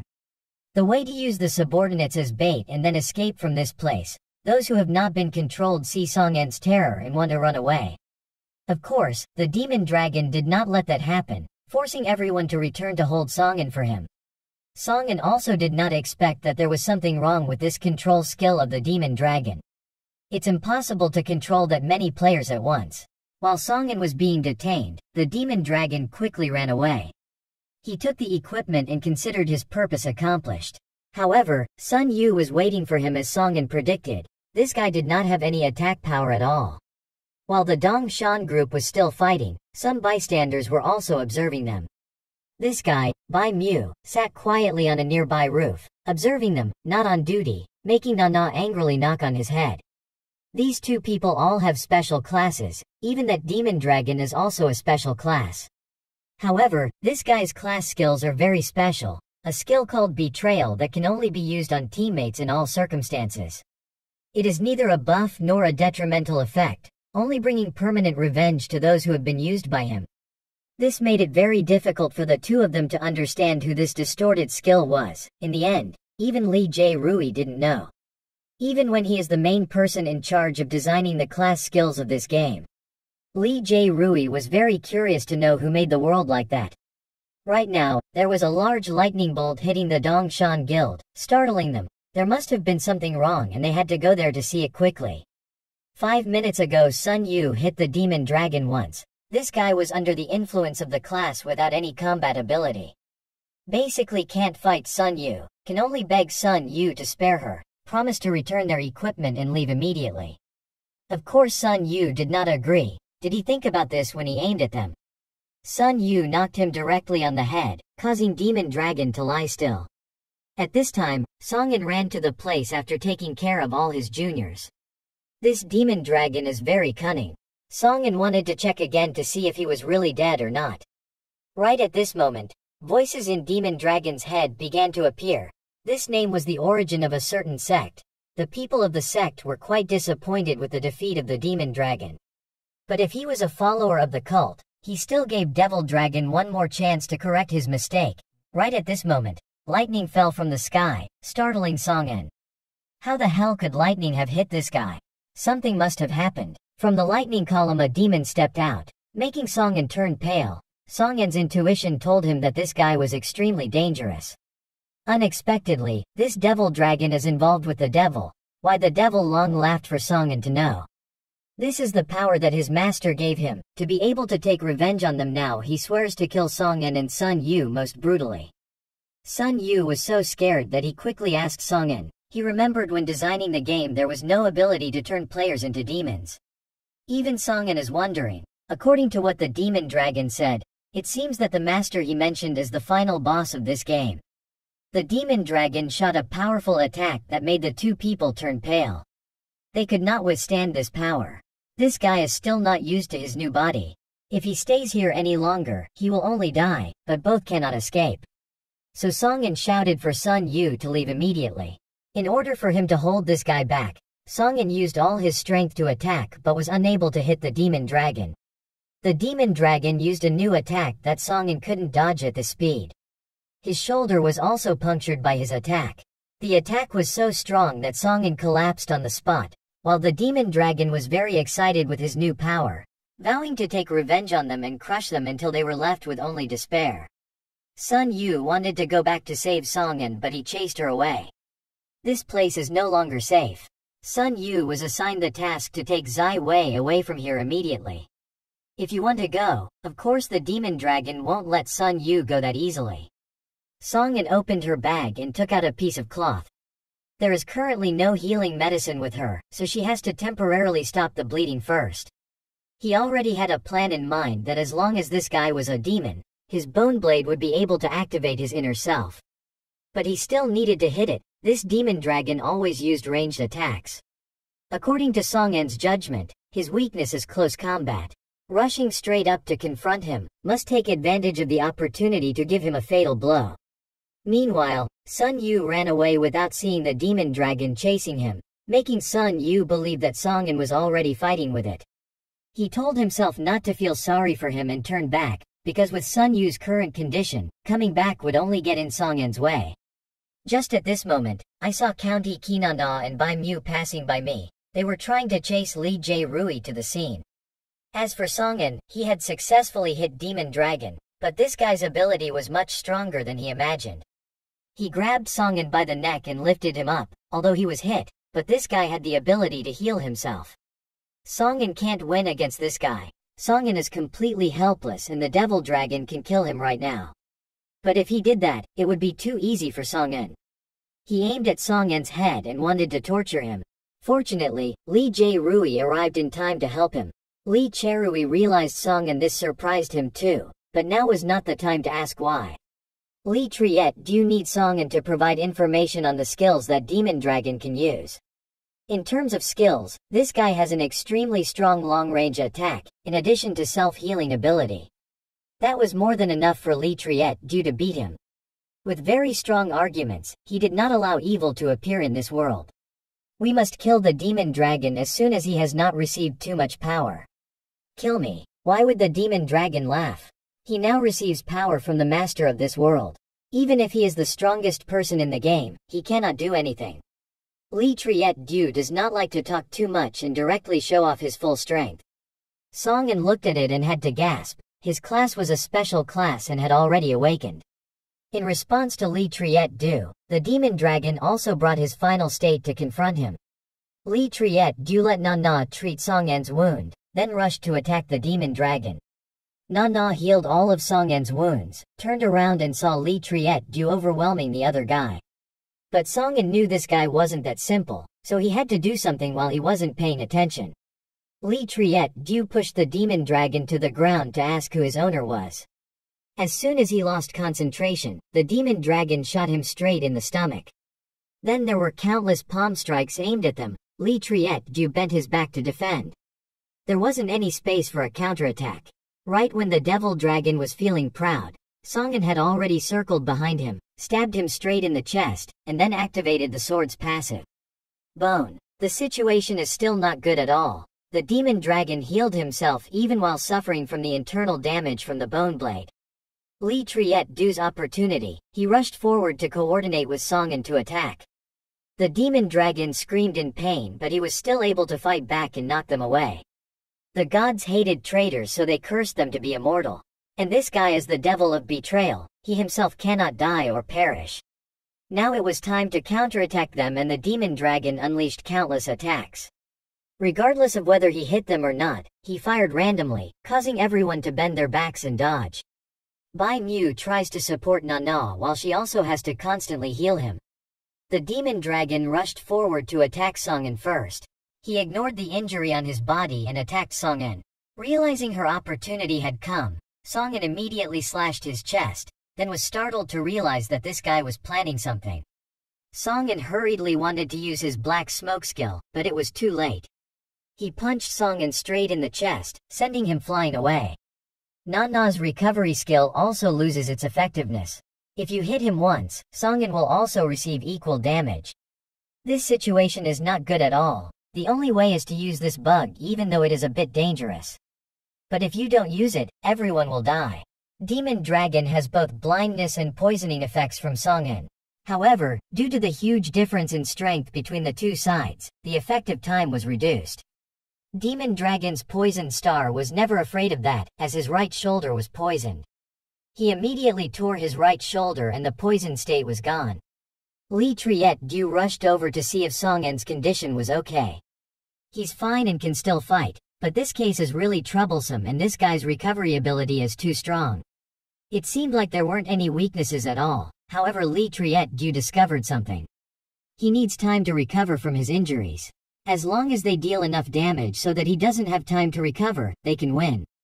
Currently, Bai Mu is seriously injured, and Nana doesn't have time to heal them, so she can only rely on how the two of them cooperate. Li Jie-rui's skills are nearing their limit. He has 7 remaining uses of Odin's power. He planned to attack the Demon Dragon for Song-in. Accepting the mission will stop the Demon Dragon's actions. Although it's a bit dangerous, Li Triet-du still hopes that Song-in can strike to finish him off. Because he realized that Song-in's weapon caused very high damage to his body, Song-in immediately rejected this plan because he had a better way. The Demon Dragon who lost his blindness wanted to put an end to this war. Song-in rushed in front of him and shouted loudly, reminding Li Triet-du to just follow his orders. The Demon Dragon fired his palm but Song-in had no intention of dodging the attack. A huge explosion occurred. The Demon Dragon laughed loudly, thinking he had killed Song-in. But no, he was still safe and showed a system error that did not display the amount of blood. Now the Demon Dragon cannot damage him anymore. The bug only lasts 10 seconds. For 10 seconds, Song-in is immune to all wounds, but after 10 seconds it will no longer be effective. The angry Demon Dragon focused all his strength to attack Song-in. This was his real purpose. After this attack, Song-in was still alive as if the bug effect had ended. He continued to activate another bug. All the damage he had received up until now was concentrated on the bone blade. It was time to end the battle. Before he could speak, Li Triet-du already understood what Song-in meant, and the Demon Dragon's face turned pale. This attack was beyond his tolerance level. If he was hit by this attack, he would surely die and even the self-resurrection skill wouldn't be able to save him. He considered leaving first and coming back later to take revenge. But of course, Li Triet-du did not let him do that. He rushed up to attack Demon Dragon continuously even though the attack had no effect on him. But as long as they keep him here, victory will be theirs. Realizing that the Demon Dragon had an opening, Li Triet-du quickly increased his strength and forced the Demon Dragon to the ground, then shouted loudly for Song-in to attack him. With his one-time damage immunity skill, even if he gets hit by that terrible attack from Song-in, Li Triet-du will still be okay. At this stage, it's too late to kneel down to make peace. Song-in slashes a fatal sword on his head. The attack was too strong, causing the whole area to explode. After the smoke cleared, Song-in called Li Triet-du. He was okay, it just took time to escape the pile of rocks pressing on him. So we have successfully destroyed the Demon Dragon. Nana was busy treating Bai Mu but still did not forget to scold Song-in for daring to treat her president like that. But Song-in didn't care. He wanted to know more information about this type of devil from Li Triet-du. Because after all, he is one of the plot programmers for this game. As far as Li Triet-du knows, demons are the most numerous and strongest type of monster in the game. The collision between humans and demons is inevitable because that is the plot. According to the current situation, Li Triet-du sees that the plot is being pushed forward very quickly, which is not part of the plot that he knows. It seems like the creator of this game is not on the player's side. At this point, Song-in began to wonder. Clearly they had defeated the Demon Dragon but there was no announcement. This is definitely not a mistake because the Demon Dragon still has a remnant of his soul left.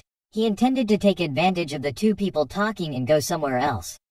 Waiting for his body to recover and then take revenge later. But unfortunately, the remaining part of his soul was bubbling when Sun Yu ran and accidentally stomped on it. Right now, the announcement of defeating the demon dragon appeared, and everyone who participated in defeating him received a significant level up. As for Sun Yu, who finished him off, he received his title and skills. But what kind of skill is this? From now on, Sun Yu will always be the first target of monsters. With this, Sun Yu will have a hard time living in the future. Meanwhile, Zai Hui's group and Mouse Zero were running, when they were chased by Paul and Li Triet-Du's group. Because Mouse Zero emitted a huge amount of power, they mistook Mouse Zero as the target of the attack. It was not until he met Li Triet-Du that the misunderstanding was resolved. At this time, Li Triet-Du invited Songen to join his guild. Of course Songen refused and he didn't force him to do anything. He just reminded Songen that sometimes you have to trust your teammates, acting alone is not always good. 20,000 meters above the ground, Raffle and the creator of this world witnessed all of Songen's battles. Raffle was extremely angry when Songen once again used the error. She wanted the owner to eliminate this dirty player immediately. But the owner had other thoughts, wanting to let Songen become stronger before bringing him despair. Before leaving, Li Triet-Rui did not forget to provoke Songen. From now on they will be competitors. I hope Songen won't be surpassed by him. This makes Songen a bit upset. I originally wanted to ask what the awakening class was like, but it's best to find out for myself.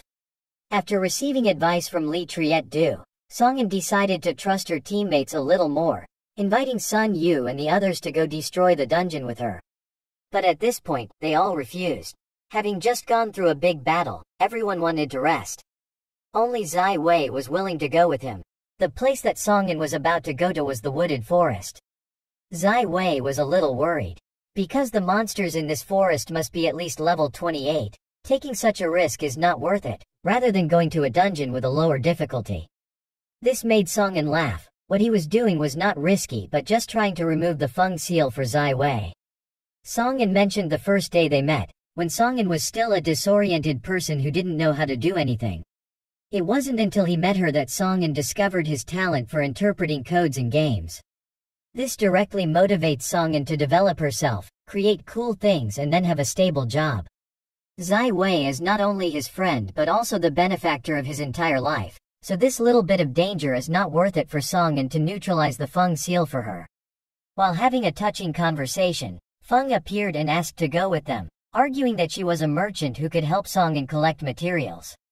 Songen did not want to immediately chase Feng away, no matter how much she begged. Luckily Zai Wei spoke up to help Feng. Anyway, having one more teammate makes the danger somewhat less, then they enter the dungeon together. The Hawk Mok forest gathers all kinds of plant monsters, so all the trees here grow very strongly. Although there are no wild animals, that does not mean that the danger factor will decrease. As soon as they entered the dungeon, a tree man rushed to attack Songen. He aimed at the right moment and stabbed straight into its face. With just one blow, he could defeat the tree man. Songen understood very well about this copy and the weaknesses of the plant monster.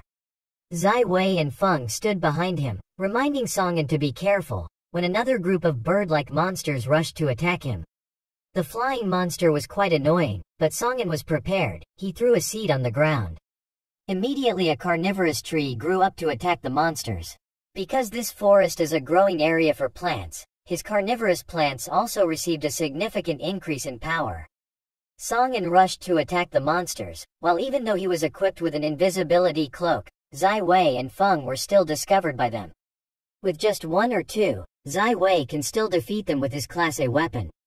Most of the monsters in the area have been dealt with by Songen. They will gradually die over time under the effects of his poison skills. But suddenly something happened where the monsters that were about to die were suddenly revived and had their full health restored. In addition, there was the appearance of the forest boss, a giant tree man approaching Songen. This boss is called Lancy level 30. It does not allow unclean objects to appear in the forest, but attacks Songen. He quickly shouts for everyone to step back and then quickly rushes to attack the boss. Thanks to the Destiny Link skill, this boss has the ability to equally divide damage with other small monsters, causing himself to take less damage. Songen knew that but still rushed forward and punched Lancy in the chest with a strong punch. The damage was divided equally, but it seemed like Songen was aiming for a different goal. The little monsters rushed to attack Songen. He quickly used his skills to blind them and let the carnivorous plant handle them. As for me, I had to attack Lancey continuously without stopping, which made the boss angry and hit Songin. But why the hell did a bug appear right now, making it impossible for the boss to touch Songin? This bug appears when Songin continuously targets a single point on the monster's body. Now it will no longer attack him. As for Songin, he still slowly deals damage to its body, regardless of its ability to divide the damage equally among other small monsters. Feng and Zai Wei stood outside and could only watch. At this time, Feng was curious about the wood and afraid of fire, thinking that if he used fire, wouldn't he kill them faster? Zai Wei is also the designer of this game, so she knows Songin wouldn't do it that way. Because of the hidden feature of this copy, using fire will make the monsters crazy. Until then it will be very difficult to defeat them. If he can't help fight the boss, Zai Wei helps Songin deal with the small monsters nearby. She noticed that Songin was aiming for the boss's heart. He definitely had some purpose. The boss was so angry that no matter what he did, he couldn't attack Songin. After a single attack, Songin finally punched a hole in the boss's body. Its heart appeared. This was his original purpose. The boss was startled and wanted to stop Songin, but was completely helpless before the bug. Looking up, Songin pulled out the boss's heart, causing it to chant immediately. But its linking skill still works on small monsters, causing them to die along with the boss.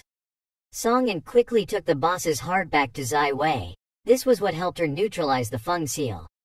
Within 24 hours, Zai Wei will be able to change her class. Once she successfully changes her class, her Feng seal will also be removed. But no matter how Zai Wei and Feng looked, they could only see that this was just an ordinary prop. Of course, they don't understand because they still need another hidden bug that Songin left in this place. Have to use it now because the boss's heart only lasts for exactly 5 minutes. Although it was still a bit confusing, because Songin was certain, Zai Wei completely trusted him. This made Songin laugh thinking that he suddenly forgot the activation code. Of course it was just a joke to ease the tense atmosphere. Songin quickly read the code. A large amount of trees from the boss's heart appeared and surrounded Zai Hui's body. Only 24 hours, Zai Wei will be able to neutralize Feng's seal. From now until then, Songin and Feng just need to sit and wait for the miracle to happen. After helping Zai Wei, Songin suddenly remembered that she hadn't eaten anything all day. Feng was still collecting materials at this time. Seeing her, Songin also remembered that Feng didn't seem to eat anything, and went to ask her to get something to eat with him. But when Songin opened the door, Feng was startled again, quickly clarifying that he was only helping Songin to collect materials and did not steal any. Then quickly returned the invisibility cloak and pile of materials to Songin. Songin approached the boss to see if it dropped any good equipment. There are 2 good equipment. One is a flexible wood that can be used to make healing potions. Because of its powerful properties, it can also be used to replace some parts of the human body. Next is the jungle security, which has a feature that deals 50% more damage to evil-type monsters. This is exactly what Songin needs because according to Li Triet Rui's story, soon they will have to confront a lot of demons. This range has any equipment that has a passive related to the devil. He keeps all of it. Suddenly Songin fell into another space. He hurriedly looked for Zai Wei and Feng, but no one answered. At this time, there was a voice reminding Songin not to call, but Songin turned around and saw another Lancy boss. It introduced itself as the original boss of the boss, welcoming Songin to this spirit world, and encouraged Songin not to worry about anything because he had no ill will towards him. The only reason that Lancy brought Songin to this dimension was because they had the same enemy, Lucifer, the king of demons. Although he had been defeated once before, but still not completely gone, Lancy felt the return of the demon army. It is even more powerful than before. It is necessary to stop him immediately. However, Lancy was imprisoned in this place by him and could not escape. He could only hope in others. After witnessing Songin defeating the demon's apostle with the boss of this forest, Lancy decided for sure that Songin would be the one Lancy should trust. And if Songin has the same goal as Lancy, she is willing to lend him a hand. There was no reason for Songin to refuse. He accepted Lancy's blessing. She then instructs Songin to use his skills, pressing his hand to the ground so that he can control the plants in the area.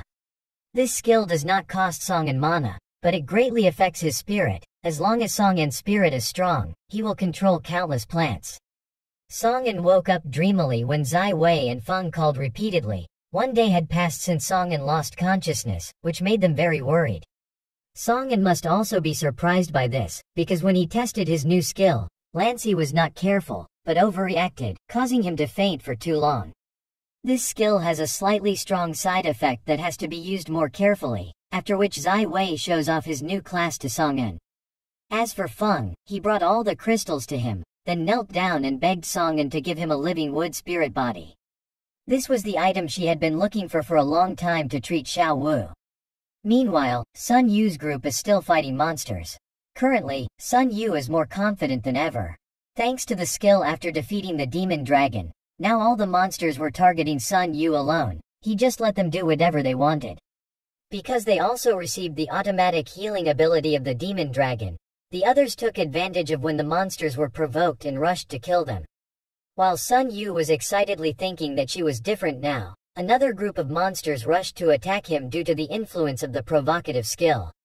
At this point, it was too crowded. Sun Yu couldn't resist and immediately turned to run away. Right at this moment, Song-in appeared, not understanding what the hell they were doing. Why are monsters so small that they have to run away? Sun Yu hastily explained that she just didn't want to fight seriously.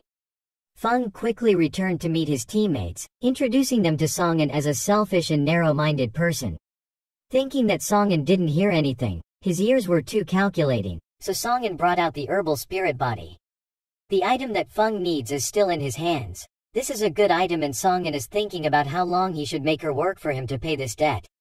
At this time, suddenly a kid ran up to ask where the monster was.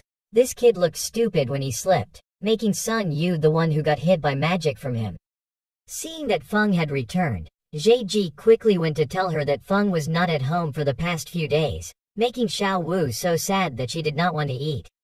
The Xiao Wu that Feng mentioned turns out to be a dog, but it has no hind legs. Wang Di was Feng's companion during this difficult time, so he knew all that it was not natural for Xiao Wu to lose his hind legs. Because of the monsters, even Feng's parents had to die at their hands.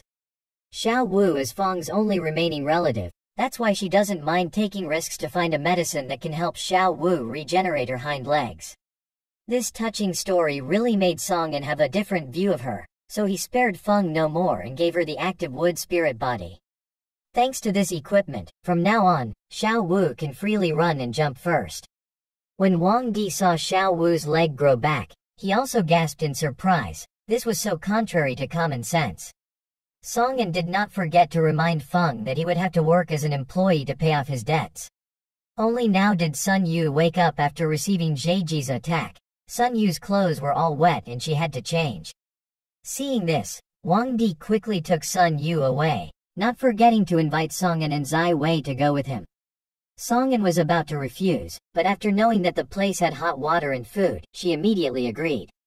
The place where Wang Di and Feng are hiding is a university, so everything here can also be used for electricity because there are many solar panels on the rooftop. Now, it is difficult to find a place as fully equipped as this place, that's why Wang Di and Feng's group have to work hard to protect this place. Wang Di led them to the bathroom with everything like this, making Song-in feel like something wasn't quite right. But reluctantly, he couldn't find the answer at this time. Right now, a person appeared in front of him.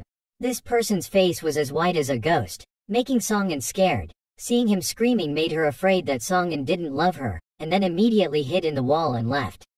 Song-in quickly turned around and asked Wang Di if there were ghosts in this school. Ghost? Just mentioning it makes Wang Di tremble. The body is so strong, but this guy is also very afraid of ghosts. But since moving here, Wang Di has never met a ghost. Song-in slightly reminded him that the ghost was standing right behind Wang Di. Thought it was a joke, but turned to look at Wang Di and was so scared that he fainted immediately. Another person who doesn't want to be the ghost's boyfriend. The ghost girl was so sad that she was about to disappear when Song-in discovered it. This is a hidden NPC of the game. Try to chat with Z and then Song-in will get a lot of valuable things. Can't miss this mission. Song-in strongly held Z back, forced her into the corner and then started saying cheesy things. To be able to activate the hidden mission, you have to do it, even though Song-in feels awkward saying it. When Z heard these words, she was happy. She pulled Song-in to go with her to another place. The place Z took Songin to looked like an abandoned warehouse. It was completely different from what Songin imagined. Z then told Songin to stand still and wait for me not to touch anything. Of course Songin was not that good.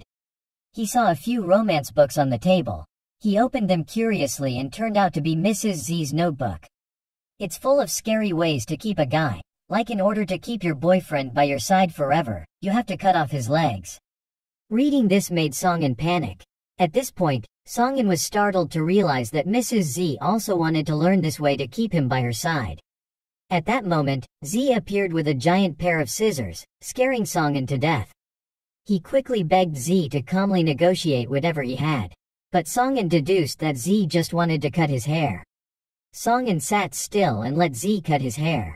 After a while of cutting my hair, it was finally completed. Songin went to the mirror to see the results and was a bit surprised. After cutting his hair, he looked much more handsome. Next, about clothes, Z also prepared two of the most beautiful outfits for him. Songin had to change right in front of her, which made him a bit shy. But in the end, he still crawled into a corner instead of blocking the threshold. Of course, with his love for boys, Z would have peaked anyway. After changing clothes, Songin's handsomeness rose to a new level. These few flirting skills made Z fall completely, from the state of a lovelorn spirit to the state of a loveless spirit. So Songin has completed the hidden mission and received a map reward for the entire area along with doubling her experience when entering the dungeon. Songin quickly opened the map to see where the copy was. It was right in the university cafeteria. But why the hell do so many monsters appear on the map? It seems like the monsters in the copy in the cafeteria have escaped outside. If so, everyone staying in this university area will be in danger. The double experience copy is a special copy in this game, which can be activated through strange missions in the game to help players level up very quickly. However, along with it comes danger. In this special copy there is not only one boss but also up to 5 elite monsters. They are just as dangerous as the boss, but because of their danger, they are limited to only staying in the dungeon. But now all the game's defaults have been broken. The monsters have actually escaped and attacked the bathroom where Zai Wei and Feng were chilling. It's just a goblin, so Zai Wei can easily kill it. Looking at the double experience notice board, Zai Wei is enough to understand that this is a special copy. If one appears here, then surely everyone outside is in danger. Zai Wei quickly urged Feng to finish showering and then go out. At this moment, he heard Sun Yu scream. He was hunched over against the goblin. Sun Yu quickly ordered Zheji to call out to Wang Di, who was unconscious. Then quickly defeat the goblin in front of you because this goblin has a foul mouth. Zai Wei and Feng also quickly exited the bathroom, letting Sun Yu know that she suspected the monsters had escaped from the clone. This startled Wang Di, because it was now lunchtime. Everyone had gathered there. If it was true as Zai Wei said, they were in danger. As for Songin, Wang Di thought he had been taken away by a ghost. The monster that Sun Yu beat just now was still not dead. It got up and howled and called for more of its companions. The annoyed Sun Yu killed it immediately, but there were too many goblins around. Zai Wei quickly urged everyone to ignore these goblins. The key now was to gather everyone together first. Zai Wei opened her status message to Songin but saw no reaction. Surely he was fine, but she still hoped he could come back soon. Songin had already received Zai Hui's message. In his eyes, a herd of goblins was an experienced herd. He wanted to go out to the farm to experience, but was restricted by Mrs. Z not to leave this place. Z tried to explain that there are many monsters outside now, but she only did so because she thought it was good for Songin. Besides, Z couldn't bear to let Songin leave, fearing that he would never come back. Songin tries to beg Z to let him out. He needs to help his teammates, but Z refuses to agree. Unless you have to find a handsome guy like that, you can't go anywhere. After all, I begged not to let Songin squeeze her brain to find another way out of here. Outside, Wang Di led everyone to the restaurant. The goblins chased after them until they arrived in front of the restaurant and saw 2 people lying down there. Wang Di didn't believe he rushed into the cafeteria. There were definitely survivors. Zai Wei and Sun Yu quickly followed. But as soon as he entered the restaurant door, he saw Wang Di lying flat on the ground. He was attacked by an elite orc. It was just an orc and Sun Yu was confident that he could defeat it. However, he was able to accept 2 of them, and it's not just 2 of them, the boss of the dungeon is also present here. Sun Yu bent her entire back and endured the orc's attack, constantly reminding Zai Wei to hurry up as she was about to run out of control. Zai Wei was also fighting with his back against the orc, protecting the others. The boss stood behind and observed, unable to hide his interest. Being able to face off against 2 of its elite orcs and still be able to withstand it is very interesting, unlike the previous weaklings. So it opened a game for everyone to play, releasing a fireball that tied up many hostages. They are not dead yet, just beaten up a bit by the goblins. The game rules are very simple, they just need to save them before the fireball above their heads melts completely. The temperature of the fireball is 1000 degrees Celsius, if they are hit by a small ball, they will surely die. Lin Nan was the first to be hit and screamed in pain, but his pain made the boss happy. Thanks to the skill of linking destiny with teammates, Zai Wei can divide the damage Lin Nan suffers to others so that he feels as little pain as possible. Zai Wei then focused on fighting the orc, using his blood-sucking skill along with his destiny-linking skill. Zai Wei shared the blood he sucked with others, and the others' wounds healed quickly. Zai Wei focuses on fighting the orc and must quickly destroy it, although her fate link can help her in this situation. But it consumes too much mana. Now the only way is to kill this orc first and then save everyone out of here. Fighting that boss was no longer possible. Sun Yu quickly used her provocative skills to attract the orc's attention, creating an opportunity for Zai Wei to attack it. Thanks to that, Zai Wei was able to cut down the orc, increasing his level once again. The boss was watching and discovered the 2 people's skills. Sun Yu could control low IQ monsters. As for Zai Wei, he has enough power to destroy them. This combo is too perfect. If this continues, his minions will die. One of these 2 must die for this game to become interesting. More interesting, the boss immediately summoned his mount, also an elite monster, jumped up and rushed to attack others. Zai Wei was able to react in time, but there was an orc behind her attacking her. Luckily, these orcs' IQ was just for show. It struck the ground with a powerful blow, causing the ground to shatter, causing them all to fall into the hole. The boss could only sigh helplessly at his subordinates. Before leaving the dungeon, he received orders from his superiors not to let any humans survive. That's why he had to kill everyone here. He was about to go look for Zai Hui's group when he discovered that there was still someone staying here, Wang Di. He was trying to rescue the hostages, but no matter how much Wang Di tried to cut the rope, it wouldn't break. Without paying attention, he was skewered by the goblin behind him. The boss happily walked towards everyone to let them know that no one could escape from here. Its binding is made of magic, unless someone of higher strength than it acts on it, no one can break it. However, the boss was in high spirits, so he gave Wang Di a chance to live.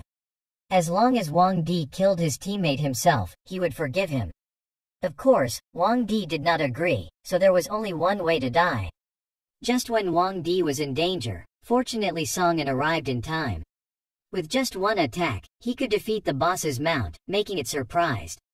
It took a lot of effort for Song-an to escape from Z's residence. Fortunately, the boss was not dead yet, so he could kill it himself. The boss had to laugh when he heard it and wanted to kill it. We had to see what Song-an's own strength was. That's all he said, but a move just now killed Camp's mount, making it somewhat wary of Song-an. Wang Di thought he was a messenger from God and repeatedly bowed his head in thanks. It was probably because Song-an was now much more handsome than before, so he didn't realize it was right. Song-an had been negotiating with Z for a long time. He pulled out his phone and thought it was a magic chest. Inside there were countless handsome guys for her to admire, but Z didn't agree because they didn't know how to talk. So Song-an had to use another method, introducing Z to another handsome guy who could talk in the friends section. This handsome guy was Li Triet-du. The boss saw Song-an talking leisurely in front of him like that. By default, Song-an was looking down on it. This made it very angry and prepared to attack him. Song-an still ignored it and went to Lin Nan to see if he was okay. Lin Nan just smiled lightly to hold him and everyone hostage. The monsters had already broken their legs, and even if Song-an were to save them, they wouldn't be able to get out.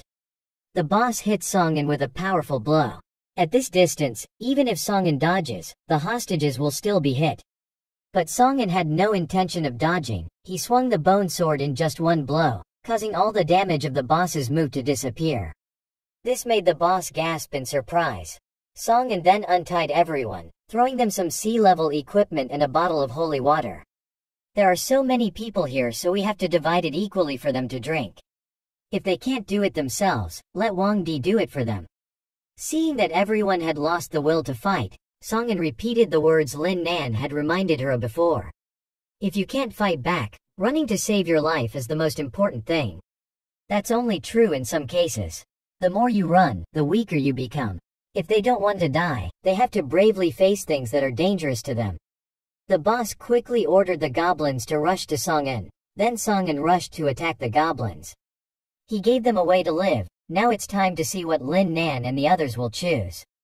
After hearing these things from Song-in, Lin Nan changed herself, took the bottle of holy water from Wang Di and picked up her weapon to fight.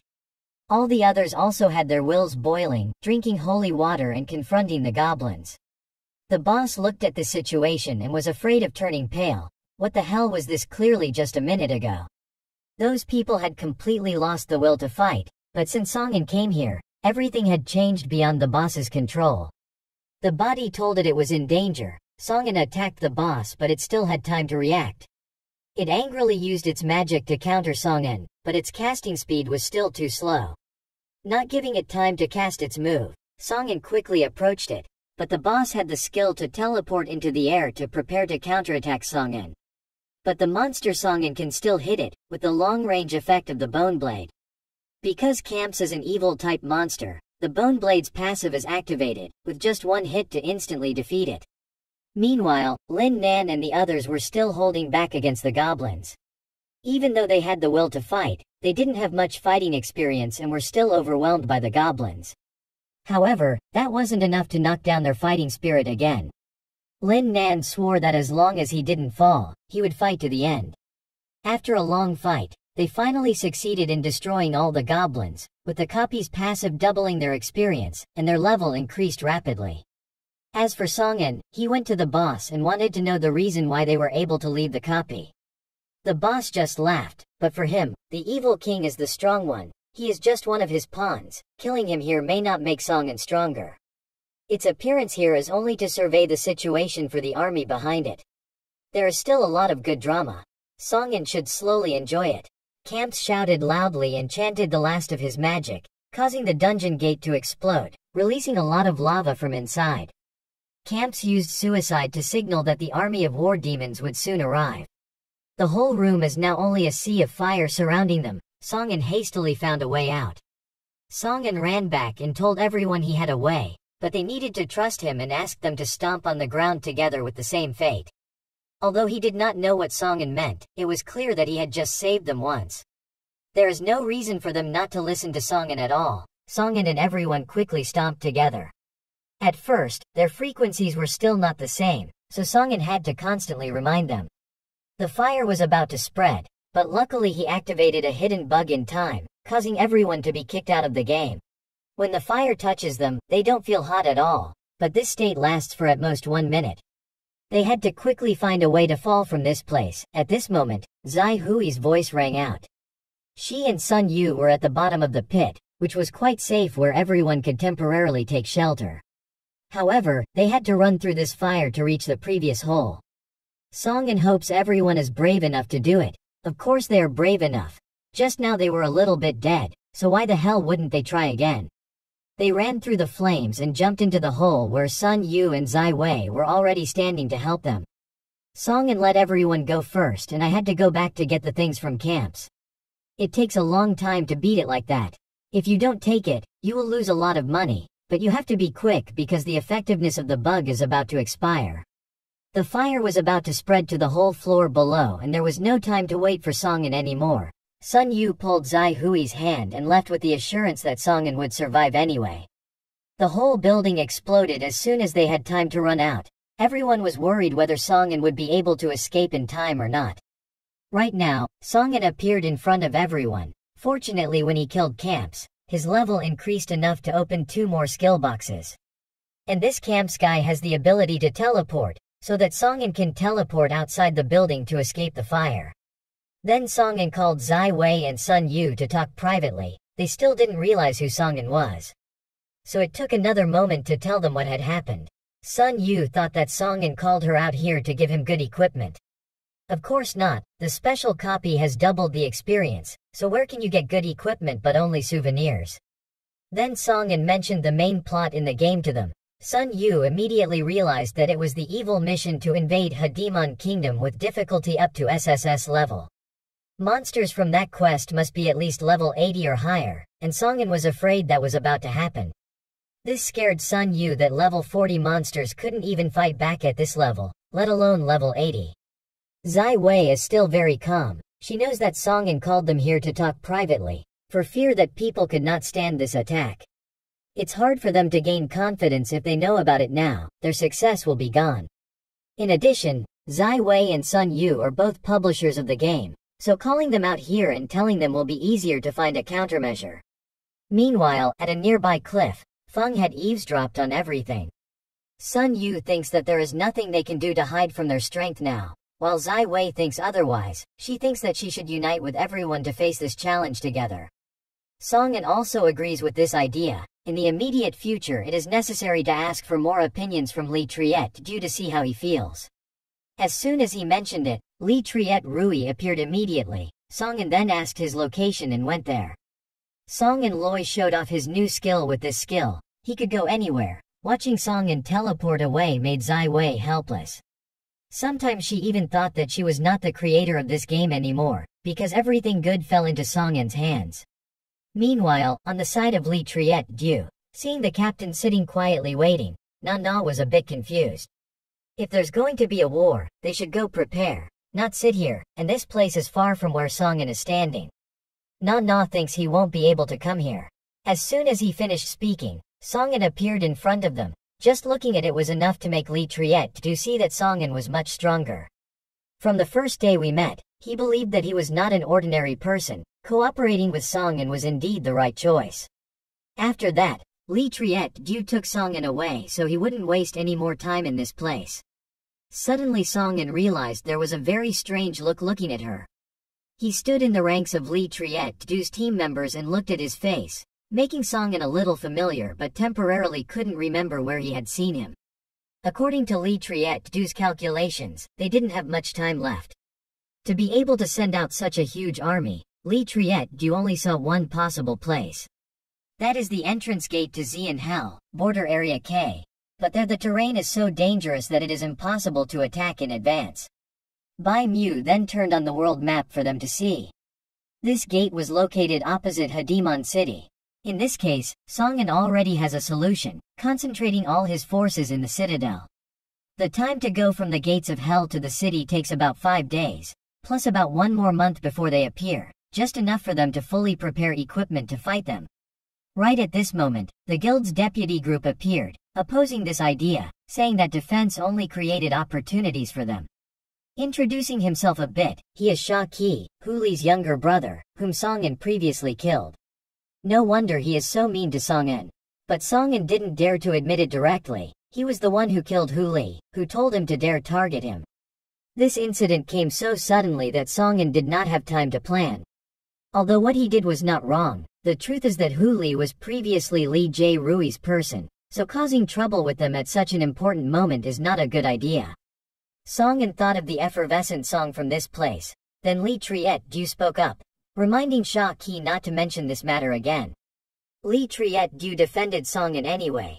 Hu Li was also the one who broke the rules of the previous guild, but the name Sha Qi didn't care because it was his brother. Now that the enemy who killed his family right in front of him was here, he had to avenge his brother, which made Li Triet Du laugh, thinking that the relationship between the two cousins was not that good.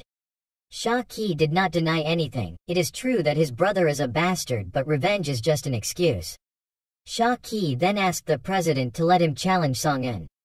As said, Sha Qi does not trust Songin on the battlefield. Ability is the most important thing. What is Songin's class and what special equipment does it have? They don't know it at all, and Sha Qi doesn't want to listen to the plan of the week. And if Li Triet Du has promoted him to the deputy team position, then Sha Qi believes this is the right thing to do.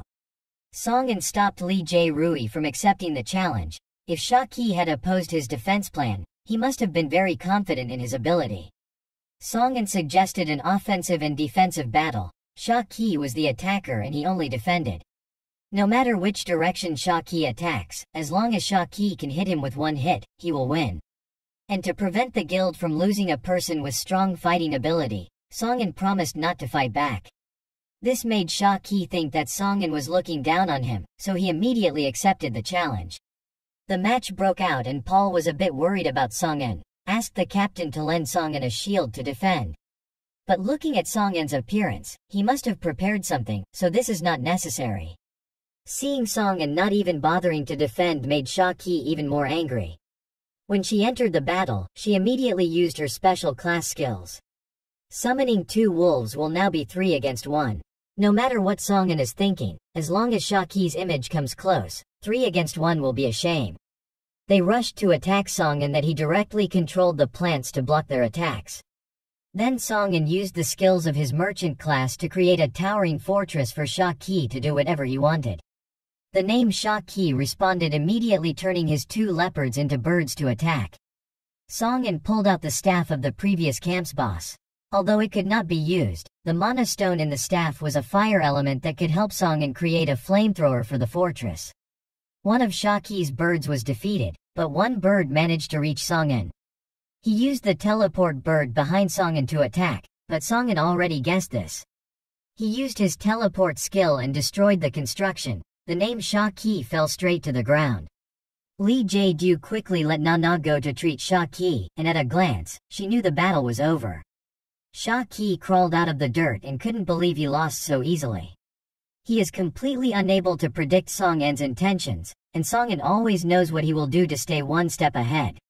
While fighting and rubbing, the battle ended and Song-in went out to help Sha-Ki up, not used to praising his earlier attack for being very creative. This made Sha-Ki think that Song-in was pitying her, and was extremely angry, but losing was also losing and the winner had the right to decide and could only bear it. Lee Triet-du also came to encourage him.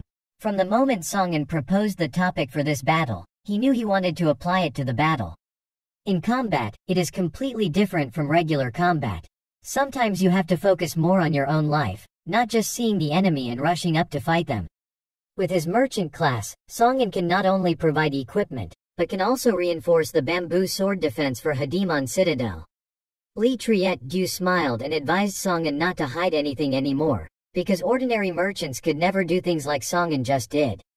He can only be a golden merchant, and adding his warrior class, Lee Triet-du is certain that Song-in's class is a dual class. This person is so smart that Song-in can't even hide it anymore. At this moment, everyone's eyes became more frightening, making Song-in a little uncomfortable. They rushed to force Song-in to join their guild and were determined not to let Song-in go. There were also people who begged Song-in to teach them how to fight. Song-in's ability to read the opponent as well as the creativity she just showed. This situation is not very good. There are too many questions making Song-in unable to load in time. In the immediate future, I have to think of a way to get out of here. Lee Triet-du stands on one side, ignoring them all around Song-in. The notification of a text message that kept ringing, startling him, was a message from Z. Because Lee Triet-du did not reply to the message, she directly came here to look for him. This was Song-in's chance to escape. After 2 teleportations, Song-in's mana was exhausted, but it was well worth it. After this trip, they had a solution to deal with the invading demons. Right now, Song-in discovered that there were many tombstones in front of her. Everyone had Feng Zai Wei Sun Yu. This startled him, thinking that a monster had attacked them while he was away. Song-in got mad and wanted to find them to avenge his teammates when Zai Wei ran out and called him in. It turned out that Feng had overheard their conversation and told everyone. Either way, the invasion would take place, so they took the time to set up a memorial stone. At this time, Lin Nan spoke up on behalf of everyone, asking Song-in to allow them to keep their weapons. Setting up a memorial stone is only part of the real reason they set up a memorial stone, which is to say goodbye to the cowardly people of the past. War will break out no matter what and everyone agrees to stand up to fight against the demons. Now they need a leader and no one deserves it more than Song-in. Remembering the time when she was a waste before, Song-in could only obey everyone's orders. But now everything is in the past. In this world he lives with a different identity. An identity strong enough to protect himself as well as the comrades he trusted. Songin laughed and accepted their request. But before the war came, he needed them to prove that they were strong enough to defeat the monsters. It must be at least an elite-level monster because Songin doesn't want to see anyone die. It is true that when the demons landed here, they needed combat personnel, but bravery alone was not enough, they had to have combat experience. Zai Wei finds this a bit difficult for newcomers, and Songin feels it because they had to step by step to this position before. If they can't even fight monsters, it would be better to give up now.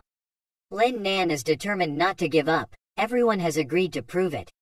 So Songin opened the warehouse and took it out for each person to tie on their hands.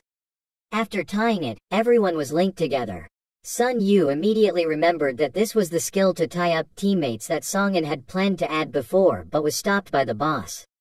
Why the hell did Songin still intentionally add it to the game? Songin laughed that he was a programmer who didn't let it in, so he would have used another way to add it. After Songin recovered his mana, the test began. Everyone activated the ability to bind a team. Songin asked everyone to quickly hold his hand so he could use his teleportation skill. Sun Yu didn't see Songin handing him a handkerchief, thinking he was forcing him to walk, so he rushed forward and clung to Songin's leg and refused to let go. This made Songin laugh. She didn't have that intention, but if Sun Yu wanted to go in that situation, it was okay. Then Songin teleported everyone to a new location. The scene before their eyes was so majestic that it surprised everyone. Just like in the movie, Sun Yu immediately realized that this was Hadimon City. Then begins the introduction of Songin. This Hadimon Castle is the largest stronghold in the game. If war started, they would have to have a base, and Hadimon Castle was an easy place to defend and difficult to attack, and there were a lot of supplies around this area. This is an ideal place for them to deploy defense against monsters. Songin showed everyone the two giant statues in front of the citadel. If the monsters wanted to enter the citadel, they had to go through these two walls. There was no need to worry about the back of the citadel because there was a mountain to protect it. In addition, there are many copies around the city, allowing them to freely farm items. However, there are still some things to worry about in this area first. As soon as they finished speaking, an elite monster rushed out to attack them. Songin built a stronghold and took Zai Wei there to rest, not forgetting to remind them that he would not help. This place is the territory of that elite monster. If you can't defeat it, then forget about participating in the fight. Everyone started to panic, not knowing where to attack first. Who was the commander? The monster sneezed, causing fluid to fly out of its nose and capture them. They were unable to breathe because of this layer of nasal fluid clinging to their bodies. Songin just watched. Of course, he still hoped they would do something groundbreaking. Sun Yu quickly hid in another place to observe the situation. The boy Zhe Ji was lucky to escape the monster's attack. But Wang Difeng and Lin Nan were not so lucky. Zhe Ji was extremely helpless and didn't know what to do now that the boss was approaching. Songin sat and watched and was bored. Even with a weak attack monster like this one they couldn't overcome, not to mention the demons, that's all they could do. Songin was about to go down and save people when Zai Wei shouted to remind Zhe Ji how to save people. Zhe Ji's skills are very afraid of clean things, and if they get into it, it will lose its effectiveness. Despite being very scared, in order to save everyone, Zhe Ji still had to close his eyes and launch the water ball skill, just like what Zai Wei told the monster's sticky substance to melt instantly. Zai Wei then turned to apologize to Songin for reminding them, but Songin didn't pay much attention. Letting everything end too soon will ruin the fun. This dangerous time will make them more aware of their teamwork. Then Songin reminded them, if they save and attack so blindly, it is easy to get hit by the monster's wide area attack. You have to think about what your strengths are, then use that to cooperate and fight with your teammates. Only that way can they face powerful monsters. Although Songin did not help them fight, he still gave them advice to make the most of all the resources in the area.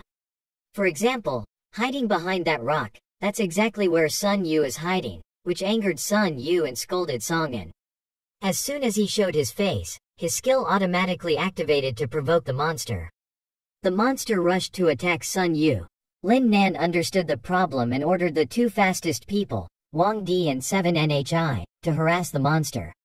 As for the people in the back who would support them, as soon as they attacked, the monster angered it, ignoring Sun Yu and turning back to attack them. Lin Nan quickly reminded Wang Di and that NHI to avoid it so he and the others could fend it off. And Feng pulled out a few marbles from the props bag and threw it at the monster's feet, causing it to lose balance and fall, thereby creating an opportunity for the team to attack it. Songin has observed everything starting to form. Songin has roughly understood the capacity of each person. Although Feng is a merchant class, she knows how to use props to harass the monster, and Lin Nan has the Feng attitude of a leader. This is something that can only be requested, not wanted, but Songin still sees a lack of a pastor in the team who can heal teammates.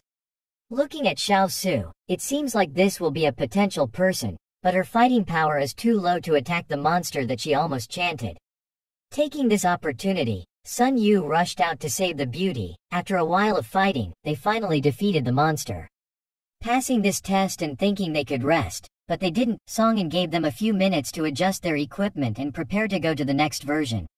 Sun Yu turned to call Lin Nan and he didn't seem okay at all, having accidentally received the monster's snot skill. This dirty skill made everyone grateful. Lin Nan was just curious about the monster for a bit. How the hell did he receive its skill? Zai Wei laughed and encouraged him. It looked a little dirty, but in reality, this Bogat's skill was healing. It will absorb mucus and restore health to itself and teammates. At this point, everyone has already imagined how to operate but almost vomited. Of course that's just a theory. Songin asked Lin Nan to just test the skill and know immediately. A light ring is emitted from Lin Nan's body. It slowly heals both allies and himself, although the recovery speed is a bit low. To compensate for this, this ring of light is a passive skill that activates anytime, anywhere. The only way to overcome this weakness of it is to stack a lot of light rings on each other at the same time. Until then the healing rate for everyone will be greatly increased. Sun Yu was a bit off. It was hard for their team to have one person with healing ability, but it wasn't useful at all. At this moment, Xiao Su said that his class also had similar skills to therapy. Songin did not care too much. After all, in just a few days the healing skills in the team would not be lacking. After resting, Songin led everyone into the copy, where there was also a monster similar to the Bogat just now. Before starting the war, he set 3 criteria for everyone. Firstly, within 1 week, their level must be at least level 30. Secondly, each person must have 1 healing light. Because a special feature will make the light ring stack together, until then each person's life will be more guaranteed. Feng immediately recognized this as a bug as well, but taking advantage of it in this case wasn't bad at all. The monsters rushed to attack everyone. Songin divided the team very well. A team that specialized in following Sun Nan learned how to defend. A team that specializes in following Sun Wei learns to attack, while Feng and JG follow him to learn special skills. Seeing that his team did not have a daughter, Sun Yu strongly protested, but when Songin promised to give him a high-class defensive armor, he obediently obeyed immediately.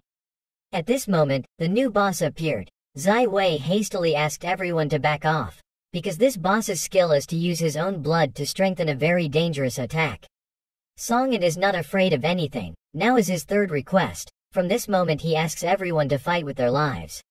And as a captain, Songin promised not to let anyone lie down. With just 1 move, he defeated the boss. At the same time, at the mine, the vice president of the guild came here after hearing the mine owner revealed that the mine could not be finished. Everyone was scared when they saw the vice president coming here. There were rumors that this guild was exploiting everyone's labor without mercy for money. As soon as the vice president saw the mine, a series of system warnings appeared. This made his eyes light up and he turned around and reminded the mine owner not to tell anyone about this. They were talking big about this case. After 10 days of hard work, the strength of the whole Songin group has become much stronger. As promised, Songin gave Sun Yu a set of defensive armor.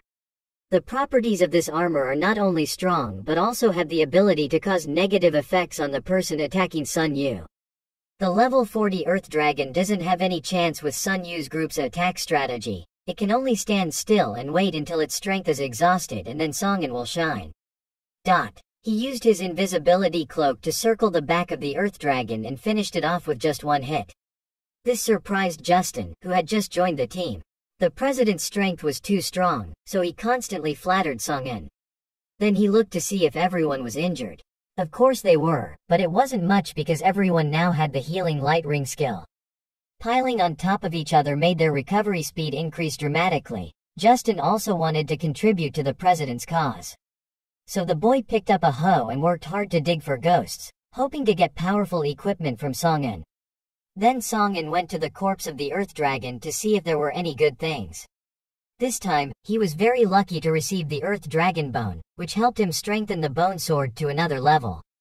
Everyone quickly gathered to watch the appearance of the Class A weapon. Song-in upgraded his bone sword. With a new passive that ignores 60% of the enemy's defense, this side is okay for now. Song-in plans to go to Zai Hui's side to see if it's okay. Thanks to the feature of hiding the dungeon path, even when in the dungeon, Song-in can still easily go through the dungeon that Zai Wei is fighting. Zai Hui's place is still taking a bit of time, because the new member is not familiar with the group's attack. At first I was overwhelmed by the boss, but now I'm much more used to it. Zai Wei reminded Song-in to stand still and watch without help. If he trusted her with the responsibility of leading the team, then at least Zai Wei must be strong enough to fulfill this responsibility. She was so serious that Song-in couldn't even say a word, because the reason he came here was to show off his new weapon. Well, let her try a little harder. Song-in led everyone out of the dungeon. The items dropped from the Earth Dragon Song-in were for everyone to divide according to their personal needs. If you needed weapons, just go to Feng and they would be given them. In the past 10 days, the ranks and equipment of the members have increased sharply, and a number of wanderers and admirers of Song-in's identity have come to apply to join the team.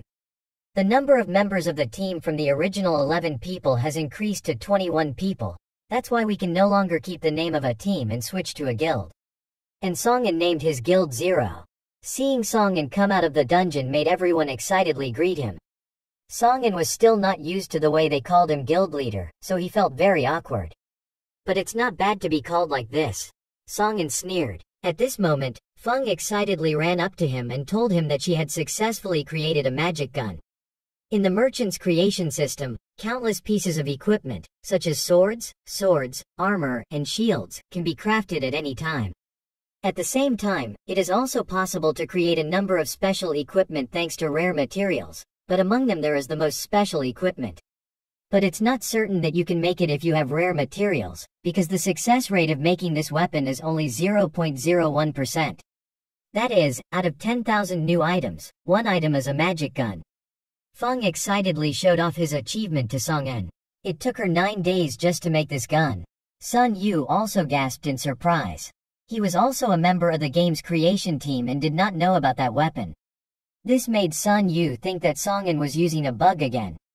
Song-in didn't have time to explain anything to them, only telling them that this weapon was extremely powerful due to its rarity. If it weren't for the 4-leaf clover that buffed Fang's luck, I'm afraid even Song-in's golden merchant class wouldn't be able to create it. Mentioning the 4-leaf clover, Feng immediately bragged about her glorious achievements in the past. She had worked very hard to own this thing. Song-in and the others did not listen, but quickly went to test the new gun. Magic guns are like its name. To launch an attack, the user needs to pour into the gun a certain amount of mana. But since this is also the first time Song-in has touched it, I don't know how powerful it is. So he just tried pouring in 10 points of mana, and a shot was fired with terrible power, punching a hole in the cliff. This shocked everyone. It was too strong. Stronger than all the weapons present here. Even Song-in, who just owned a level a bone knife, had to admit. Just now, he only poured 10 mana points into the gun, but the power was already so terrible. If you pour all your mana into it, you don't know how terrifying its power will be, unless the demons have the ability to be silent and not just be able to stand still and take attacks. So Song-in hopes Feng can make one more gun, although Feng really wants to, but I'm afraid it's a bit difficult. Even if she has 4 lucky buff cards herself, the success rate of making this gun is still extremely small, and the materials for making the gun are not enough. Seeing that, Sun Yu's group accepted the mission to provide her with materials. After witnessing the power of the gun, everyone was excited to have one of their own. At this moment, the guards informed Song-in that Lin Nan's group had returned. According to Tong Nam's request, he brought the secret police over. Song-in noticed that there were 2 old men and women standing behind Lin Nan. Before I could ask, Sun Yu asked for me. What kind of secret agent is this old? Immediately, Sun Yu was pounded on the head by the old man. Lin Nan also had to hastily explain that they had misunderstood. This was not a secret agent. Then Song-in mentioned the boy hiding in the bushes nearby. This was probably the secret agent that Lin Nan brought home. Once discovered, he stopped hiding and jumped out, introducing himself as Xiao Bao because his occupational disease caused him to hide all the time. Knowing the reason Song-in brought him here, Xiao Bao also got straight to the point. There are two interesting news. One is related to demons, two is related to bugs. Song-in wants to hear which one first. Song-in wanted to hear the story from the demons first. Currently, there are many strange phenomena appearing in the city. The monsters in this area became extremely strong for no reason at all. Xiao Bao's team discovered that there was a gate to hell nearby, with a high possibility that the monsters came from there. Hearing these things made Song-in worried. Could it be that the Great Demon War broke out ahead of time? Sun Yu continued to be curious about the bug. Xiao Bao held out his hand before Feng Tai did his job, which was buy one get one free. Having already given them the devil thing for free, now if they want more news they have to have money. But Song-in is a billionaire without any shortage, so he directly threw a bag of money to Xiao Bao to continue listening to the information. Regarding bugs, Xiao Bao discovered that the Union of Minions had a mineral mine that couldn't be exhausted. Fang's group spread information very carefully, so it took a lot of time for Xiao Bao to grasp the general situation. Regarding the time of discovery, it has been 10 days. Song-in is starting to have difficulty understanding that he also dug an infinite mineral mine before. But thanks to the hidden feature of symbiosis with monsters, now another mine like that appears. I don't know what happened. Although mining unlimited minerals is very beneficial for ordinary players, if it falls into the hands of the guild, they will profit. Right after that, Song-in left Sun Yu here to wait for Zai Wei to go out, handing over all his rights to her. Give Xiao Bao the task of continuing to visit Area K, and he will visit the guild alone. At the mine, the vice president continuously sent people to dig for minerals, but the output was lower than a few days ago. This made the vice president think that Lao Bai was keeping his own property, and a group of people came looking for it. They are all very dissatisfied with what the vice president did. He controls the mineral market and sells everything that's so expensive. He's cheating on them, but he can't stand it anymore. They rushed down determined to get their money back today. The vice president knew that, but he was not afraid of anything. Why do you have so much money to hire bodyguards? This guy hired an entire team of mercenaries to protect his mine. The two sides rushed into battle because they were not prepared in advance, so they were weaker and had to use smoke bombs immediately. Right at this moment, an archer class appeared. He shot ropes to tie everyone up. This made these people very angry and scolded them. Is it good to have money? After getting out of here, swore to announce this to everyone to boycott him. The vice president pulled out a bag of money, claiming that this was compensation for what he had done, then ordered Archer Tian Xing to release them. Seeing money, everyone brightens up their eyes and rushes to spend their share, but everything has its price. As soon as everyone touched the vice president's money, he activated his merchant skill, called having a debt. Now they are all his debtors, forced to help him complete a mission to be free, but his task is to dig all this mineral mine, then they are far from being free. Then the vice president reminded everyone to go back to work. The mercenaries' wages would be paid in full. But after seeing the other people being controlled, no one dared to accept his money anymore. At this moment, Song-in arrived. The vice president was currently busy prospecting for minerals. It seems that due to overexploitation the minerals have become less valuable. This is giving him such a headache. He has to reduce the staff. He let the mercenaries take the money. And the amount of money was too small compared to the original agreement that made everyone angry. But because this guy had control skills, they could only reluctantly follow. As for Tian Xing, he didn't need money for magic crystals, which made the vice president very interested in him. Not only was he the strongest among the mercenaries, he also didn't need money. He intends to drive them all out, keeping only Tian Xing. Right now Tian Xing has a very strong person who has just arrived. As soon as he landed in the mine, Song-in remembered this bug. The minerals here are not infinite, but when overexploited, they will change into a punishment mode. Song-in also did not expect that someone would discover this mine before him, and that it was even a guild. They will occupy this place and cause trouble for many people. No matter what, we must quickly warn them to leave here. Soon the vice president also showed up, saving Song-in's time to go look for him. He wondered who he was, but Song-in didn't want to explain much, just reminding them what they were doing was a very dangerous thing. It's dangerous, the vice president laughed, and the monsters around here were wiped out, so what's the danger? Song-in told them that when they overexploit, the mine's hidden mode will start, causing this copy to turn into a copy with difficulty level up to S. This makes everyone surprised that an S-class version like this is only dead here. Lao Bai also seemed to believe what Song-in said. Things had become unusual since the minerals in this area became more opaque. But the vice president refused to hear that Song-in was threatening them to monopolize this mine alone. Song-in is helpless, and regardless of whether they believe it or not, his mission here is to prevent them from continuing to exploit magic crystals.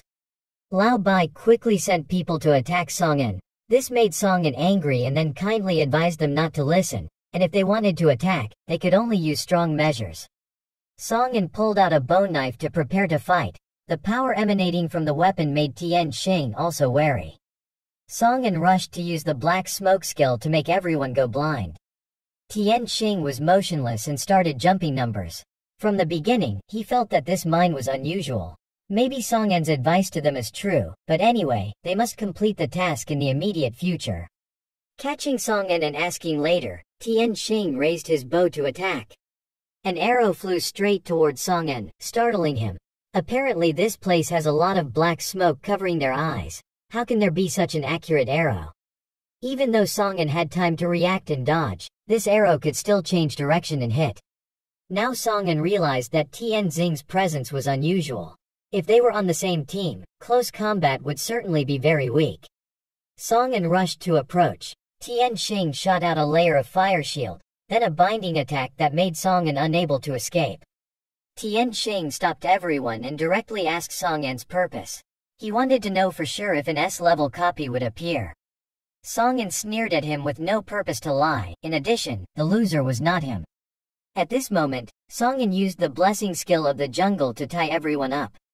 Tian Xing should have had a chance to win, but at the last moment he used a wood-type magic crystal to attack. With the blessing skill of the jungle, Song-in can comfortably control plants, even if they are created from demon crystal. Song-in put a bone knife on the deputy's neck and asked him to bring out all the people in the mine.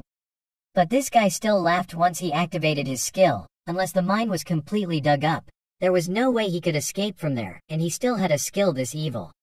Song-in ignored him and quickly saved those people. As for the president, he still laughed out loud and boasted about his skills.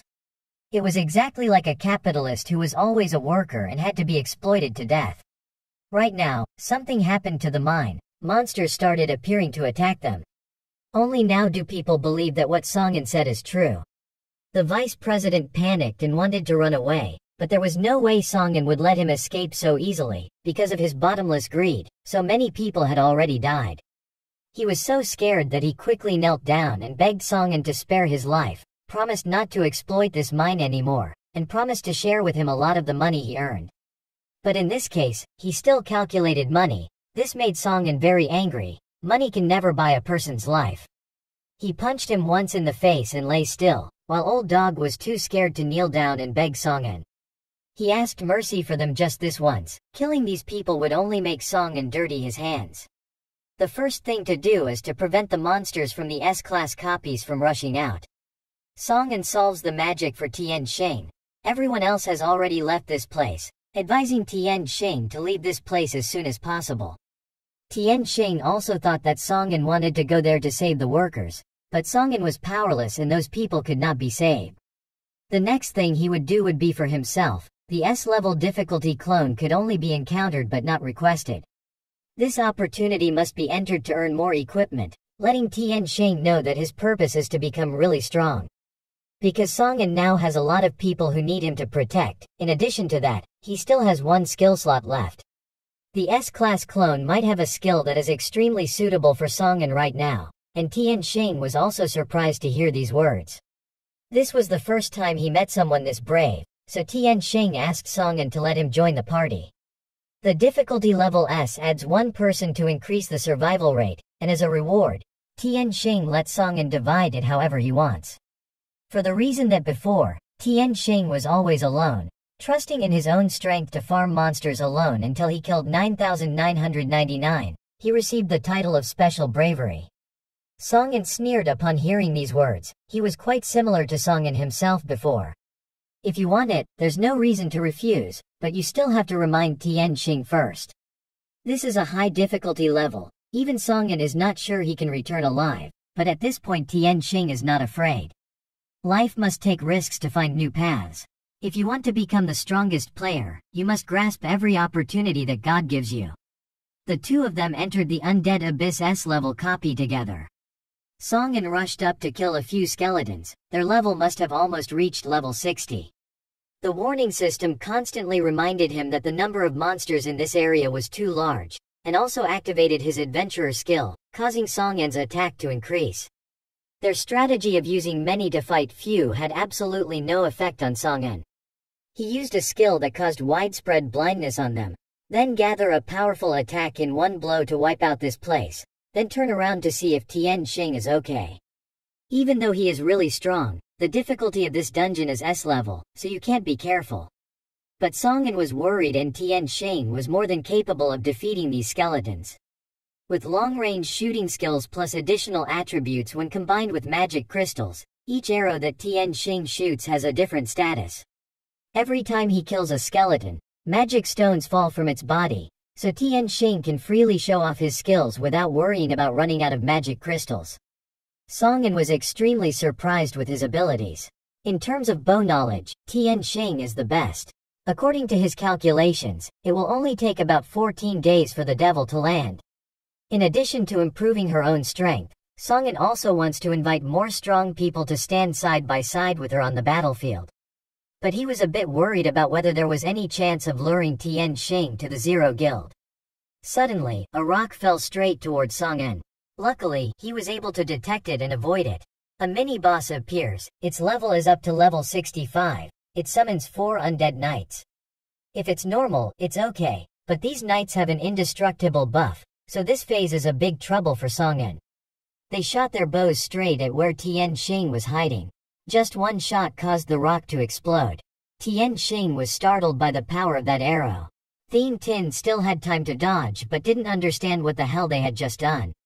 As far as Song-in knew, it was the skill of the mini-boss. Her undead legion was invincible. With the effect of immunity to all negative effects, even Song-in's poison or blindness status at this level is useless against them. Although their appearance time is only 30 seconds, the key is still that mini-boss. It can be summoned at any time if it likes. If it confronts them head-on, it will definitely lead to death. As for the plan, Song-in already has it. He will attract the ghost bodyguards and Tianxing will find an opportunity to give the mini-boss a fatal blow. Just one attack. Thien Tin thinks it's impossible. Song-in reveals to Tianxing that there's still one more troublesome point. But now it's not convenient to say it in a moment. Tianxing will know for himself. Then Song-in rushed to attack the bodyguards, leaving the whole rear to Tianxing. Tianxing was also at a loss for words with his concept, but if Song-in trusted him like that, then Thien Tin would have to try his best. Tianxing searched his pocket and pulled out a magic stone. This was a card he had wanted to save in case of danger, but if he didn't use it now, when would he use it again? What Tien in addition, there is a passive that hides the power of light, dealing 200% more damage to undead monsters. This is the reward Tianxing earns after defeating the copy of the Temple of Light. Unfortunately, there is only one pill and now is the best opportunity to use it. Tianxing inserted the stone into the arrow and aimed at the mini-boss directly. With just one hit, the boss screamed and its ghost bodyguard disappeared. With just one hit, Song-in was surprised by his ability. I thought it was over, but no, right now another ghost appeared behind Tianxing. Song-in quickly shouted to remind him to dodge immediately, but it was too close and Tianxing couldn't react in time. If he got hit by this attack, he would surely die. Song-in quickly used teleportation to direct the ghost's attack. He bent his back to block its attack and vomited blood from his mouth. After this attack, Song-in seemed fine, but that was only her appearance. Having just killed that mini-boss, he was promoted to level 44. However, with just one attack, his health had dropped to only 1/3. The undead spirit continued to summon the bodyguard army. Tianxing was hot. There's a lot of blood with it, but rush up. He couldn't believe that he couldn't kill this boss. Song-in wanted to stop him but couldn't make it in time. Tian-Shing put all the demonic elements into his arrow. Shoot at the boss, but somehow it is immune to all damage. Song-in knew the boss had activated his indomitable skill. Just as it was about to break under Tian-Xing's arrow, with this skill they could no longer attack it. However, this skill only lasts for 60 seconds, but during this time the boss is extremely dangerous. Ignore control bypass damage, plus its strength and bodyguards are greatly increased. Tian the next 36 running as the Master Song-in grabbed Tian-Xing's shoulder and used his teleport skill to dodge their attack. The boss and his bodyguards attacked them continuously, causing Song-in to have to move and avoid it for the third time. Even if he wanted to use it again, the skill also had its limitations. Song-in had used up all the teleports. The teleport cooldown was 30 seconds and they hit them so hard that they didn't even let them breathe. Song-in was all sweaty at this point and didn't know how to fight anymore. From the moment the boss used the skill, it only lasted 20 seconds at most. There are still 40 seconds left before its skill ends. What should I do now when Song-in's wound is continuously bleeding? Right at this moment, because Tian-Shing himself did not want to owe anyone anything, he told Song-in that next Tian asking Song-in to run quickly. As soon as Tian-Shing uttered these words made Song-in realize something, so he quickly asked Tian-Shing to attack him. Song-in's intention was to want Tian-Shing can only put his trust in Song-in. As soon as the arrow touches Song-in's body, he used the forest's blessing skill to make a giant tree grow on the ground. Song-in quickly grabbed Tian-Shing and brought him up high, so temporarily those spirits could not climb up here.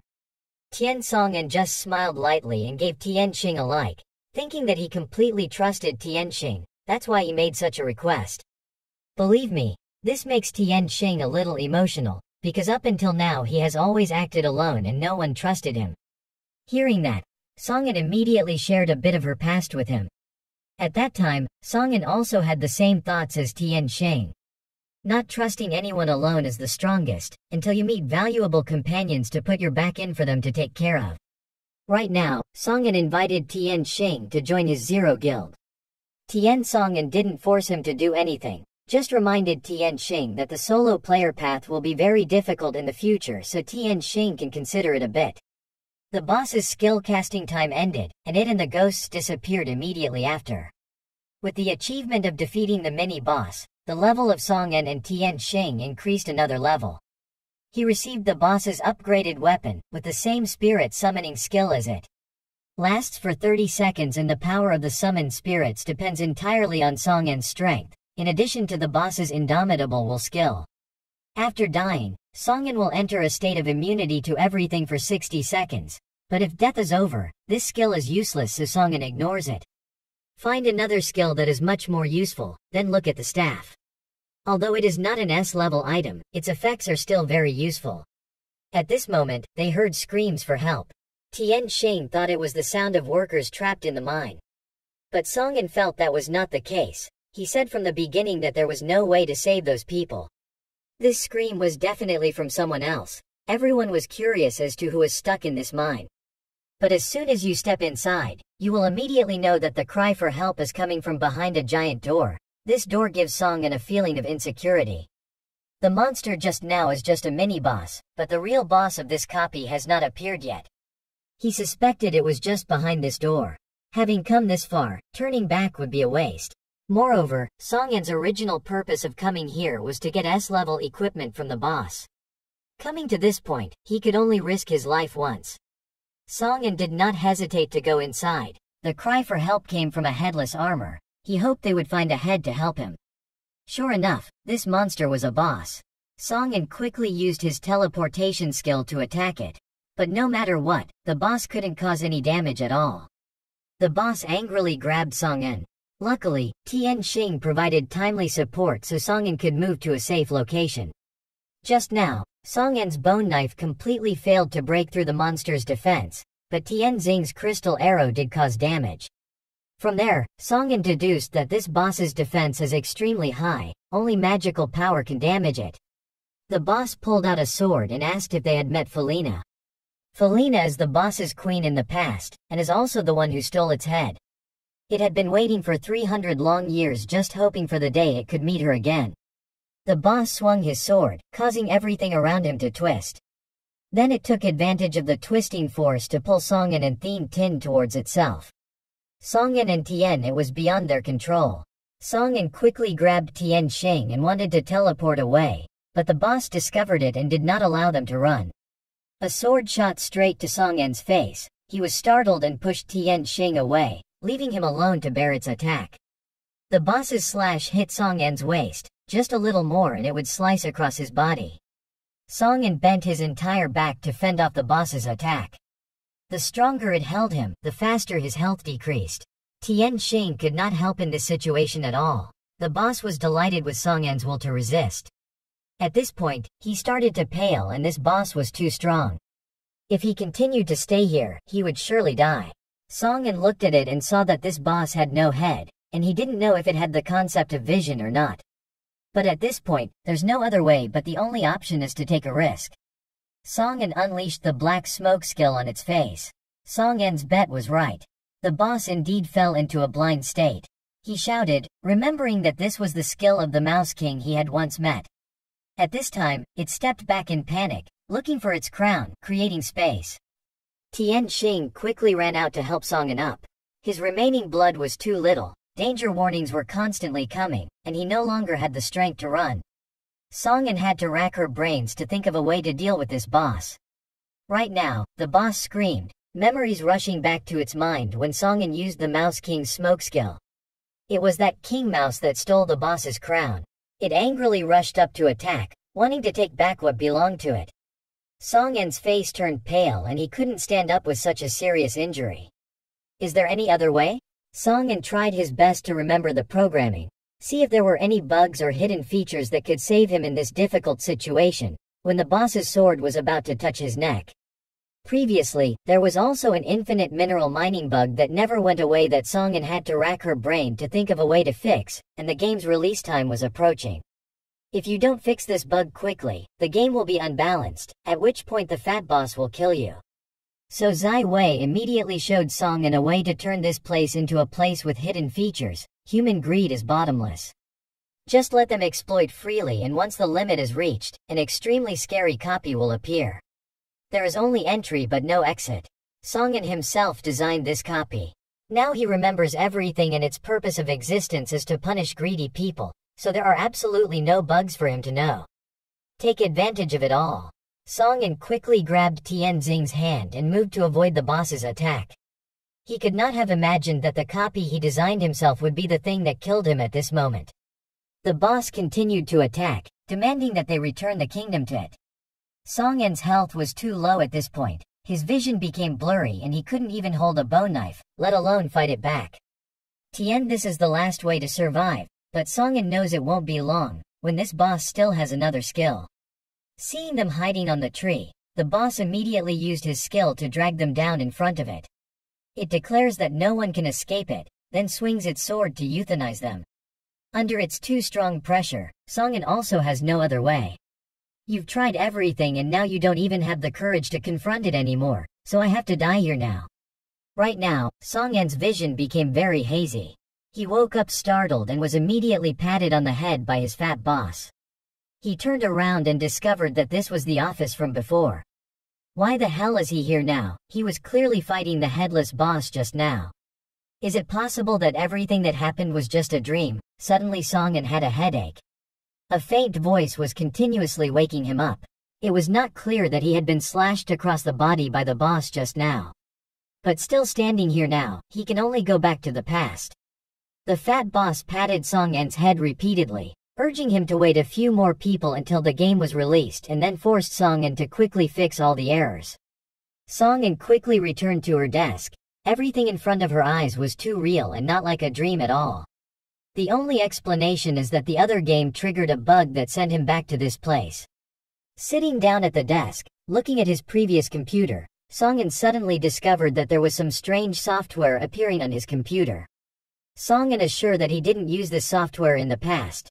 Maybe it was a bug because he was curious about what it was, so Songin tried to click on it.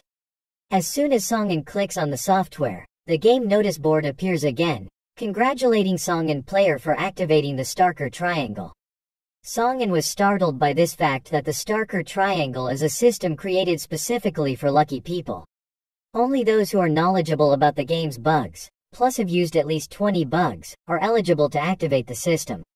The owner of the Starker Triangle has the right to create any bugs in the game, regardless of where they are or what environment they are in. The condition that activates the Starker Triangle is that when the player dies, the reward for the successful trigger is to look back into the past. This made Song-in understand, and it turned out that he actually died at the hands of the other boss. Song-in laughed happily, although he did not know where this thing came from, but with it, he would have a chance to come back to life. The fat boss came forward and banged on the table, blaming Song-in for not working and sitting there laughing. He immediately stood up and slapped him in the face. After he's been through so much, there's no way he'll ever stoop to him again.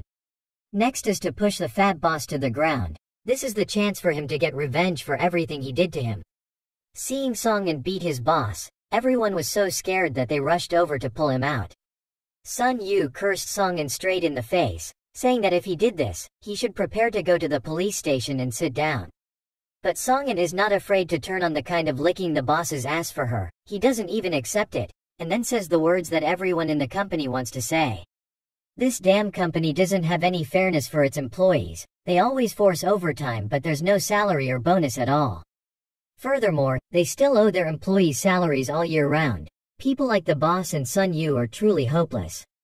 Song-in ignored them and left, only for Zai Wei and Sun Yu to quickly arrive at the scene. The Song-in they knew would never dare to turn on their boss like this, which made it extremely difficult for them to understand what the hell happened to him. Looking at the two of them made Song-in extremely emotional. That's right, up until now, these two people have only been on his side. He swore to keep them safe at all costs. When it was time to go back, Song-in hugged them and promised to see them in the future. At the end of her recovery, Song-in was ready to fight a new round with that boss. At this time, at the place of the god who created this world, system error warnings rang out continuously, making it a bit difficult for Raffle to understand what the hell was going on.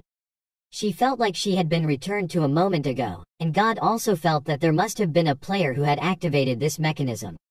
This made Raffle angry. Surely it was only Song-in.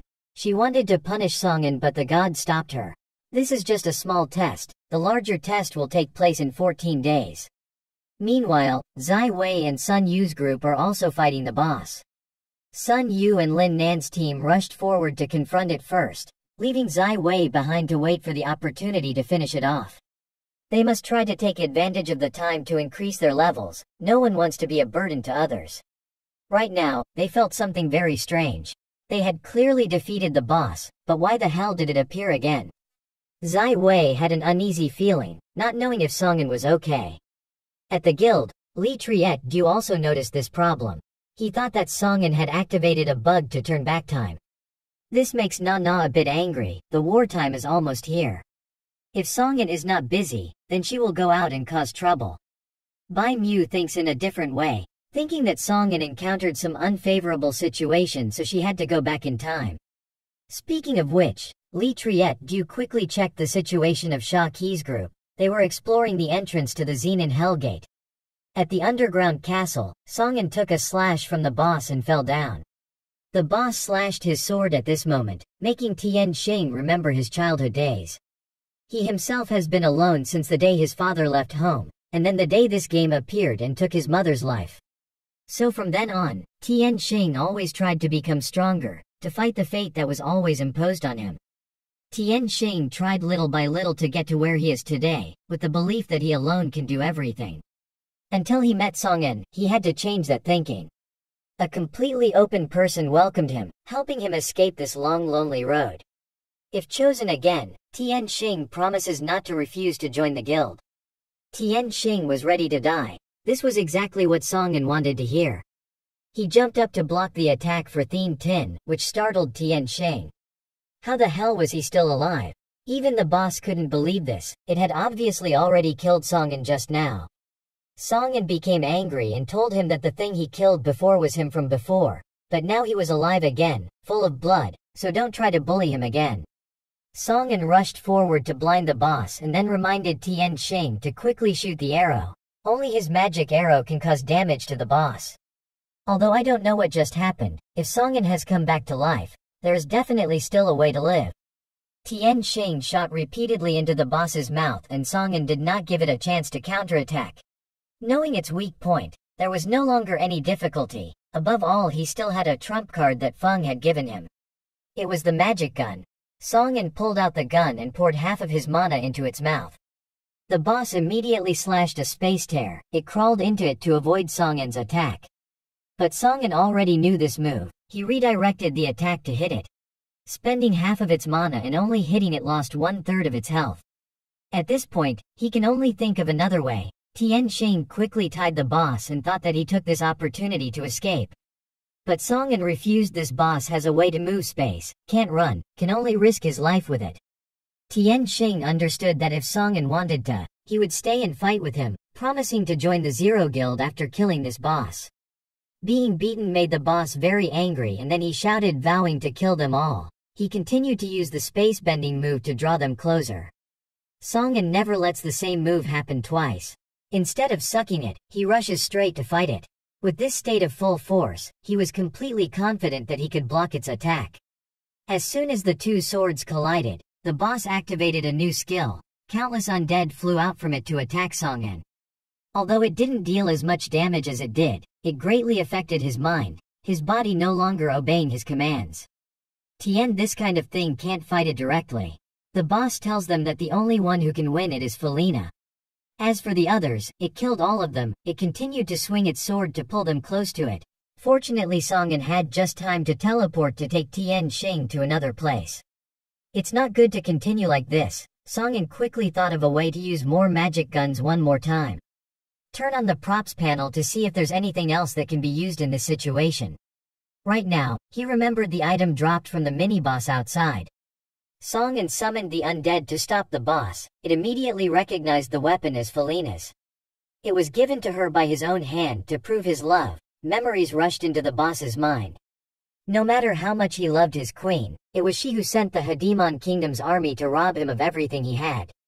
Even the boss's head got angry. It yelled and put itself into a frenzy.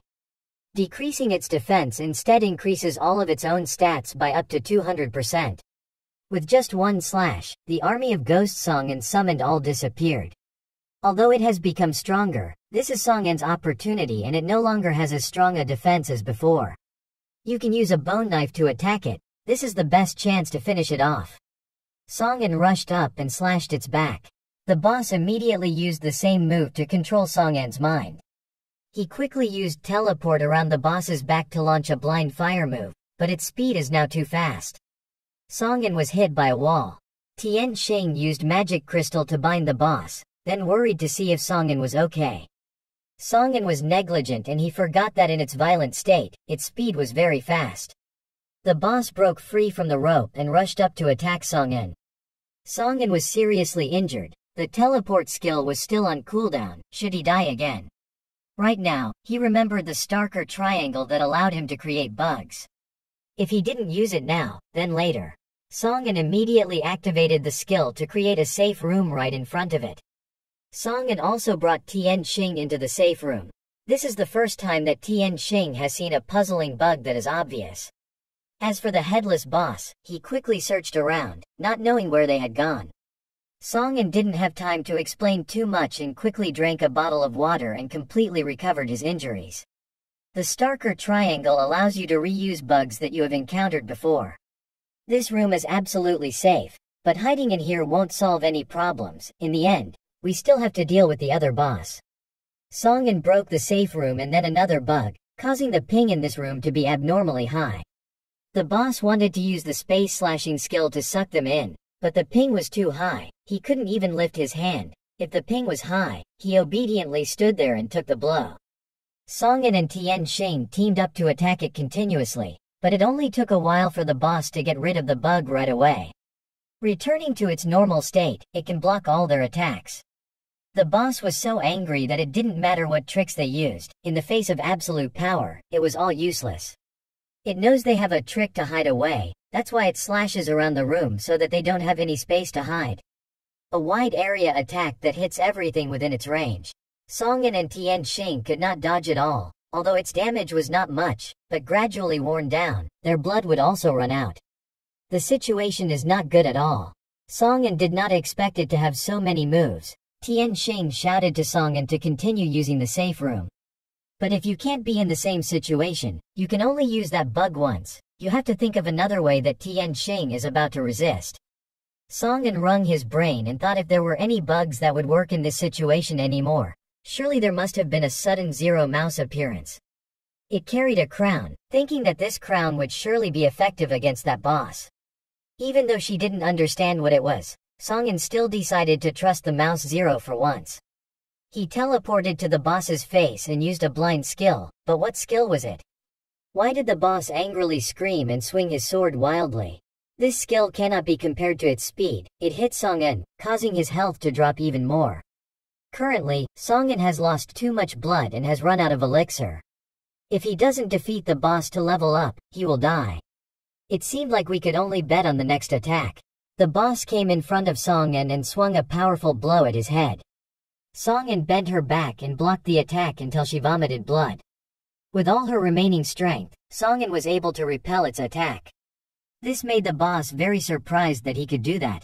Song-in takes the crown and his fate will be decided right now. The boss angrily screamed and swore repeatedly to kill Song-in.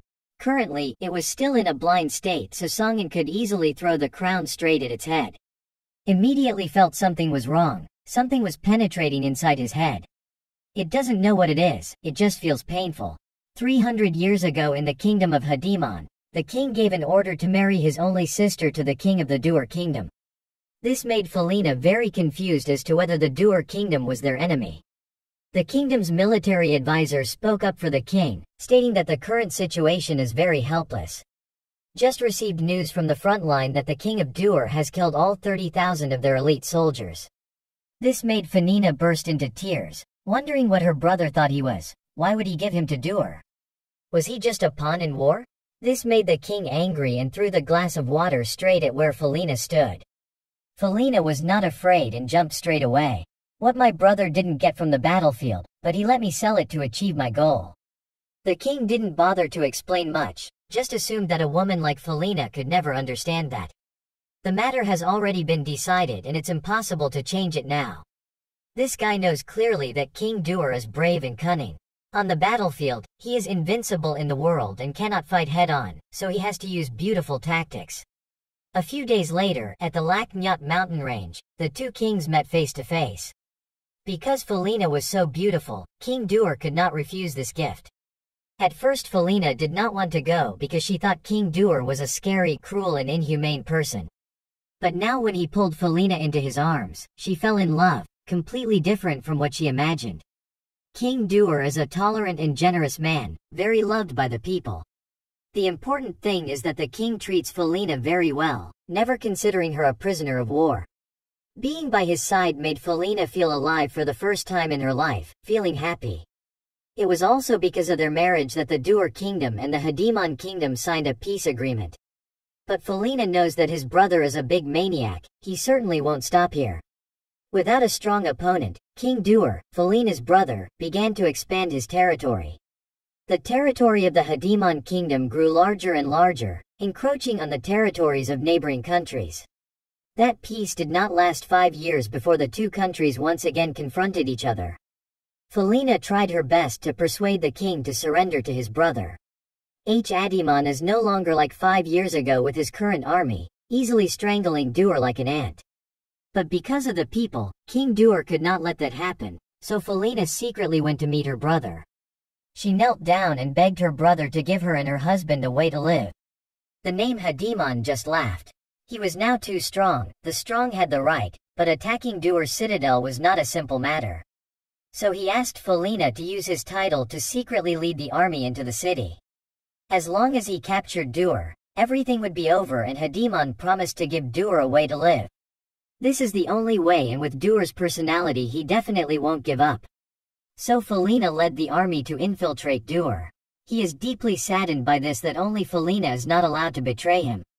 However, he did not want to kill his lover. At that moment, Hadimon appeared and slashed Doer to death and then asked Felina to return, only because of her stupidity that she killed her husband. If he was dead, she wouldn't even want to live anymore, turning into a demon who swore to protect this castle. This is a fragment of Queen Felina's memory left in the crown. When the boss put the crown on his head, those memories immediately rushed back to his mind. The fact that Queen Felina loved him very much, and had no intention of betraying him. At this moment, the boss's fighting spirit was gone, and when he let go, the boss's head transformed again. The boss burst into tears when he thought wrongly of his queen. Taking all the blame on herself just for the sake of peace, pushed her to the end. Song-in finally had some time to rest. This was the third time he had suffered fatal damage. The hidden feature is activated for the next 10 seconds. Song-in will not take any damage. However, this time is not like the previous time when Song-in no longer had a citadel anymore. That means he must defeat this boss in the next 10 seconds. Seeing the boss stand up, he thought it was about to attack him again, but no, the boss didn't fight at all and just thanked Song-in for helping him find the truth. After that, he immediately asked Song-in to help him with one more thing, which was to withstand its final attack. Now there were only 10 seconds left, so Song-in had no choice but to agree, and then both used all their strength to attack. Song-in concentrated highly on the attack. This was a life-threatening attack. Even though the chance of defeating it was very slim, he still had to try his best. After that attack, Song-in felt something was wrong. Clearly he could not dodge the attack just now. Why was he not harmed? The boss gradually disappeared from the sword just now to repay Song-in for what he did to help it. Now he can rest in peace with his lover forever. The boss's spirit completely disappeared. A message board appeared congratulating them on defeating the boss. The statuses of Song-in and Tian Shing excitedly ran over to say that Song-in was too strong and was able to defeat that boss. But Song-in is very humble. No matter how strong he is, he cannot withstand its final attack. Surely the boss has gone easy on him. Although he doesn't know what happened in the crown, Song-in is sure that this is a very touching story. After that, there is a gift for defeating the boss. There are 2 skills for Song-in to choose. One is space slashing. 2 is a mental control move, most notably equipped with level S Eternal Crown to sign a contract with another player, causing the person wearing the crown to increase all attributes by 20 points. Moreover, this equipment can also help its wearer take a critical hit in each battle. Once he blocked a fatality, Song-in laughed, so he had a chance to do it again in every battle. It's true that S-level equipment is different. Then Song-in gave this crown to Tian Xing when it was important to still be able to save his life. So Song-in was no longer polite to receive it, followed by 2 S-level skills that Tian Xing looked at and was startled. This space slashing move is extremely suitable for him. At level 10, Tian Xing received a skill called Remote Target Marking. If it can be combined with this space slash move, it will be possible to launch an attack from a very long distance, so Song-in gave this move to Tian Xing. He already had a teleport skill and now it's a bit superfluous to take the extra space. Song-in received the Soul Strike skill. This was his original purpose. A skill that can control the player's mind is extremely rare and not easy to have. As soon as Song-in received the skill, an image appeared in his mind, reminding Song-in to try harder from now on. One day he will find it and then Song-in will have the answer for him. The meaning of this game. Song-in still doesn't know whose voice this is, only giving him a headache. It seems that in addition to turning the game into reality, the person who caused this also has a huge plot. The boss was defeated and it was time for them to leave the dark tunnel. At this moment, Thien Tin opened his mouth to join the Zero Guild. On the way out of the cave, Tian Xing became curious about the terrible thing that happened. This story is a bit long, so Song-in will tell it as he walks. Meanwhile, in Area K, Sha Qi's group was present at this place, following the map and found the gate to hell. Their mission this time is to monitor the activities of the demons, and they absolutely cannot return empty-handed. Seeing his teammates seem scared made Sha Qi angry, thinking that weak people were not worthy of being his teammates. Right at this moment, the volcano erupted, scaring everyone. Could it be that the devil attacked? But Sha Qi was very stubborn, determined to move forward to find the black and white in this matter. They ran to the top of a nearby volcano, looked in, and were startled to discover that inside was a giant eye. It quickly discovered them and then an evil demon actually appeared. The giant eye ordered Malik to destroy Sha Qi's group. She is one of the 8 strongest apostles of the giant eye. Currently, he is in the process of resurrection and no one can interrupt his plan. Malik received the order and rushed up to attack them. She threw out a chain to tie the necks of Shaki's two teammates. The situation was not good at all. Shaki had to use his skills to fight her. This was also the first time Malik had fought a human, so she was also very excited to see how far this lowly species could reach. Shaki turned into two wolves and rushed up to fight Malik and then slashed her. Malik was still able to laugh after being hit. This was the first time she felt pain. This feeling is also very interesting. Shaki tried to cheer herself up. The more dangerous the situation, the more you must have a strong mentality to be able to cope. Shaki rushes to attack Malik repeatedly to hold her back and then remind her teammates to quickly report to everyone. Of course Malik wouldn't let them run. As soon as they were out of range her chain would automatically chase them. One move took the lives of two people. Malik felt that this was enough of a joke and declared that he would eat Shaki alive. Because he was interesting, she wanted to make Shaki a part of her body. Shaki still tried to resist but she was too strong. The chain wrapped around Shaki's hand and startled, causing Shaki's hand to break completely. Malik laughed and said that the human body was really poor. With just a little bit of pain like that, I couldn't stand it. Thinking that Shaki should obediently let her eat, it would be less painful. Shaki was helpless at this point right from the first attack aimed at her. That was the full power of Shaki, but even that moment made him realize he was no match for her at all, blaming himself for being weak. In this moment, Shaki remembers the past that was not happy when he was always knocked on the head by the other Huli. That time was exactly the same as now. Shaki couldn't resist at all. After entering this game, Shaki receives a special class, completely strong enough to confront Huli. But the time of humiliation has been too long, he is not brave enough to confront Huli. But right now a burning will emerged in Shaki's mind. He no longer wanted to hide and wanted to fight like a free man. Shaki activated his special class skill, creating two birds that rushed to attack Bullock as before. Leave one behind and Shaki will teleport to that position to sneak attack her. But even though she tried her best, Shaki still couldn't win. Even the bird he transformed into to fly back to report news to his teammates was discovered by her and defeated. Meanwhile, Songen was still taking Tian Xing back to the guild, telling him all the events that were about to happen. Tian only then will there be a chance to fend off the evil army. This made Songen laugh because this was also his original purpose when establishing the Zero Guild. After a while of traveling, they finally returned to the guild, introducing to Tian Xing that from now on this place will be his new home. Seeing the president return, Lin Nan quickly told everyone to open the door to welcome him in. Stepping inside the guild made Songen startled. Everything here was arranged so logically. We haven't seen each other for a few days but this place has changed so much. Feng and everyone excitedly ran out to welcome Songen, then wondered about Tian Xing. Zai Wei, who had just met Songen, burst into tears and rushed to hug him. She was very worried because no matter how she contacted Songen, she thought something had happened to him. Sun Yu then mentioned the time travel event from a few days ago. As expected, it was Songen's doing, and every time there was anything bug-related, it was definitely Songen who did it. Then I introduced Tian Xing to everyone. From now on he will be a member of Guild Zero. The kid Zheji brought a bunch of items to show to Songen. In the few days he was not here, it had swept away all the monsters in this area. With this many items, it should be enough for Feng to create another magic gun. But Feng gave up. Even with the addition of a 4-leaf clover to support his luck rate, this was still extremely difficult. Creating just one gun was already a good job. Songen thought back and realized that the odds of creating a magic gun were too low. He couldn't spend too much resources just to make it. If you sell these materials, you will earn a lot of crystal currency, not to mention that some of these resources alone are rare enough. Reminds me that when Songen was given a VIP card by a Dong, he already determined his next destination and went to the transaction area. In the Chamber of Commerce area Soros, the vice president returned to report to the guild president about the mining incident. Lu Su doesn't need to know what happened there, just see that he ruined that mine.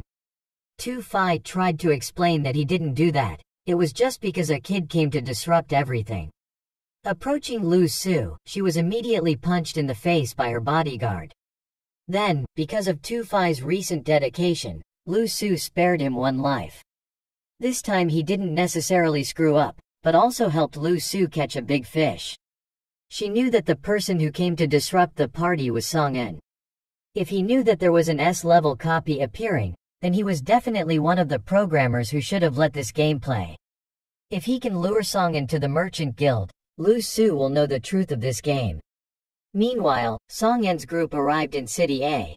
Because this place was pre-programmed as a place for players to freely transact, this place was much more bustling and fun than other places. It's been a long time since I had a chance to relax. Zai Wei and Feng rushed to buy groceries immediately. Of course, Song-in would be the one to pay. Song-in looked at her and just smiled. Too many things have happened recently, so it's okay to let them relax a little. Girls went with girls. Now only Song-in and Tian Xing remained here, so Song-in immediately dragged him to the casino. With her VIP card, Song-in easily found her way to the rich people's area. Now Tian Xing understands why Song-in pulled her here. Because they had just collected a bunch of equipment to sell, it was a bit difficult to find someone to buy them down there, so Song-in came up here. Song-in went to a solo table. Let him win the first few games first.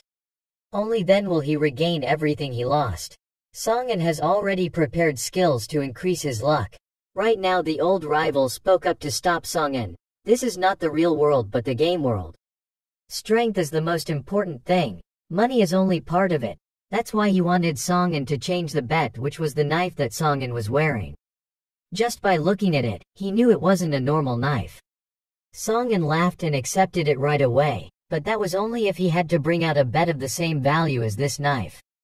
Regarding this, he also pulled out a type of crystal, which can upgrade that bone knife from level A to level S. That was the reason why he aimed at this knife. Song-in decided that this thing was too rare to find. Suddenly Lu Su of the guild appeared. Tu Fai immediately recognized Song-in and told the guild leader. Song-in met this guy again and were about to fight, but Lu Su stopped them all and apologized on behalf of Tu Fai to Song-in, promising to make it up to him. Wu Lao was in a hurry. He was busy making a big bet with Song-in and asked Lu Su to leave here immediately. Looking at the crystal he placed on his desk made Lu Su curious. What exactly was the bet that made Wu Lao bet so big? So Lu Su also asked to participate in this bet.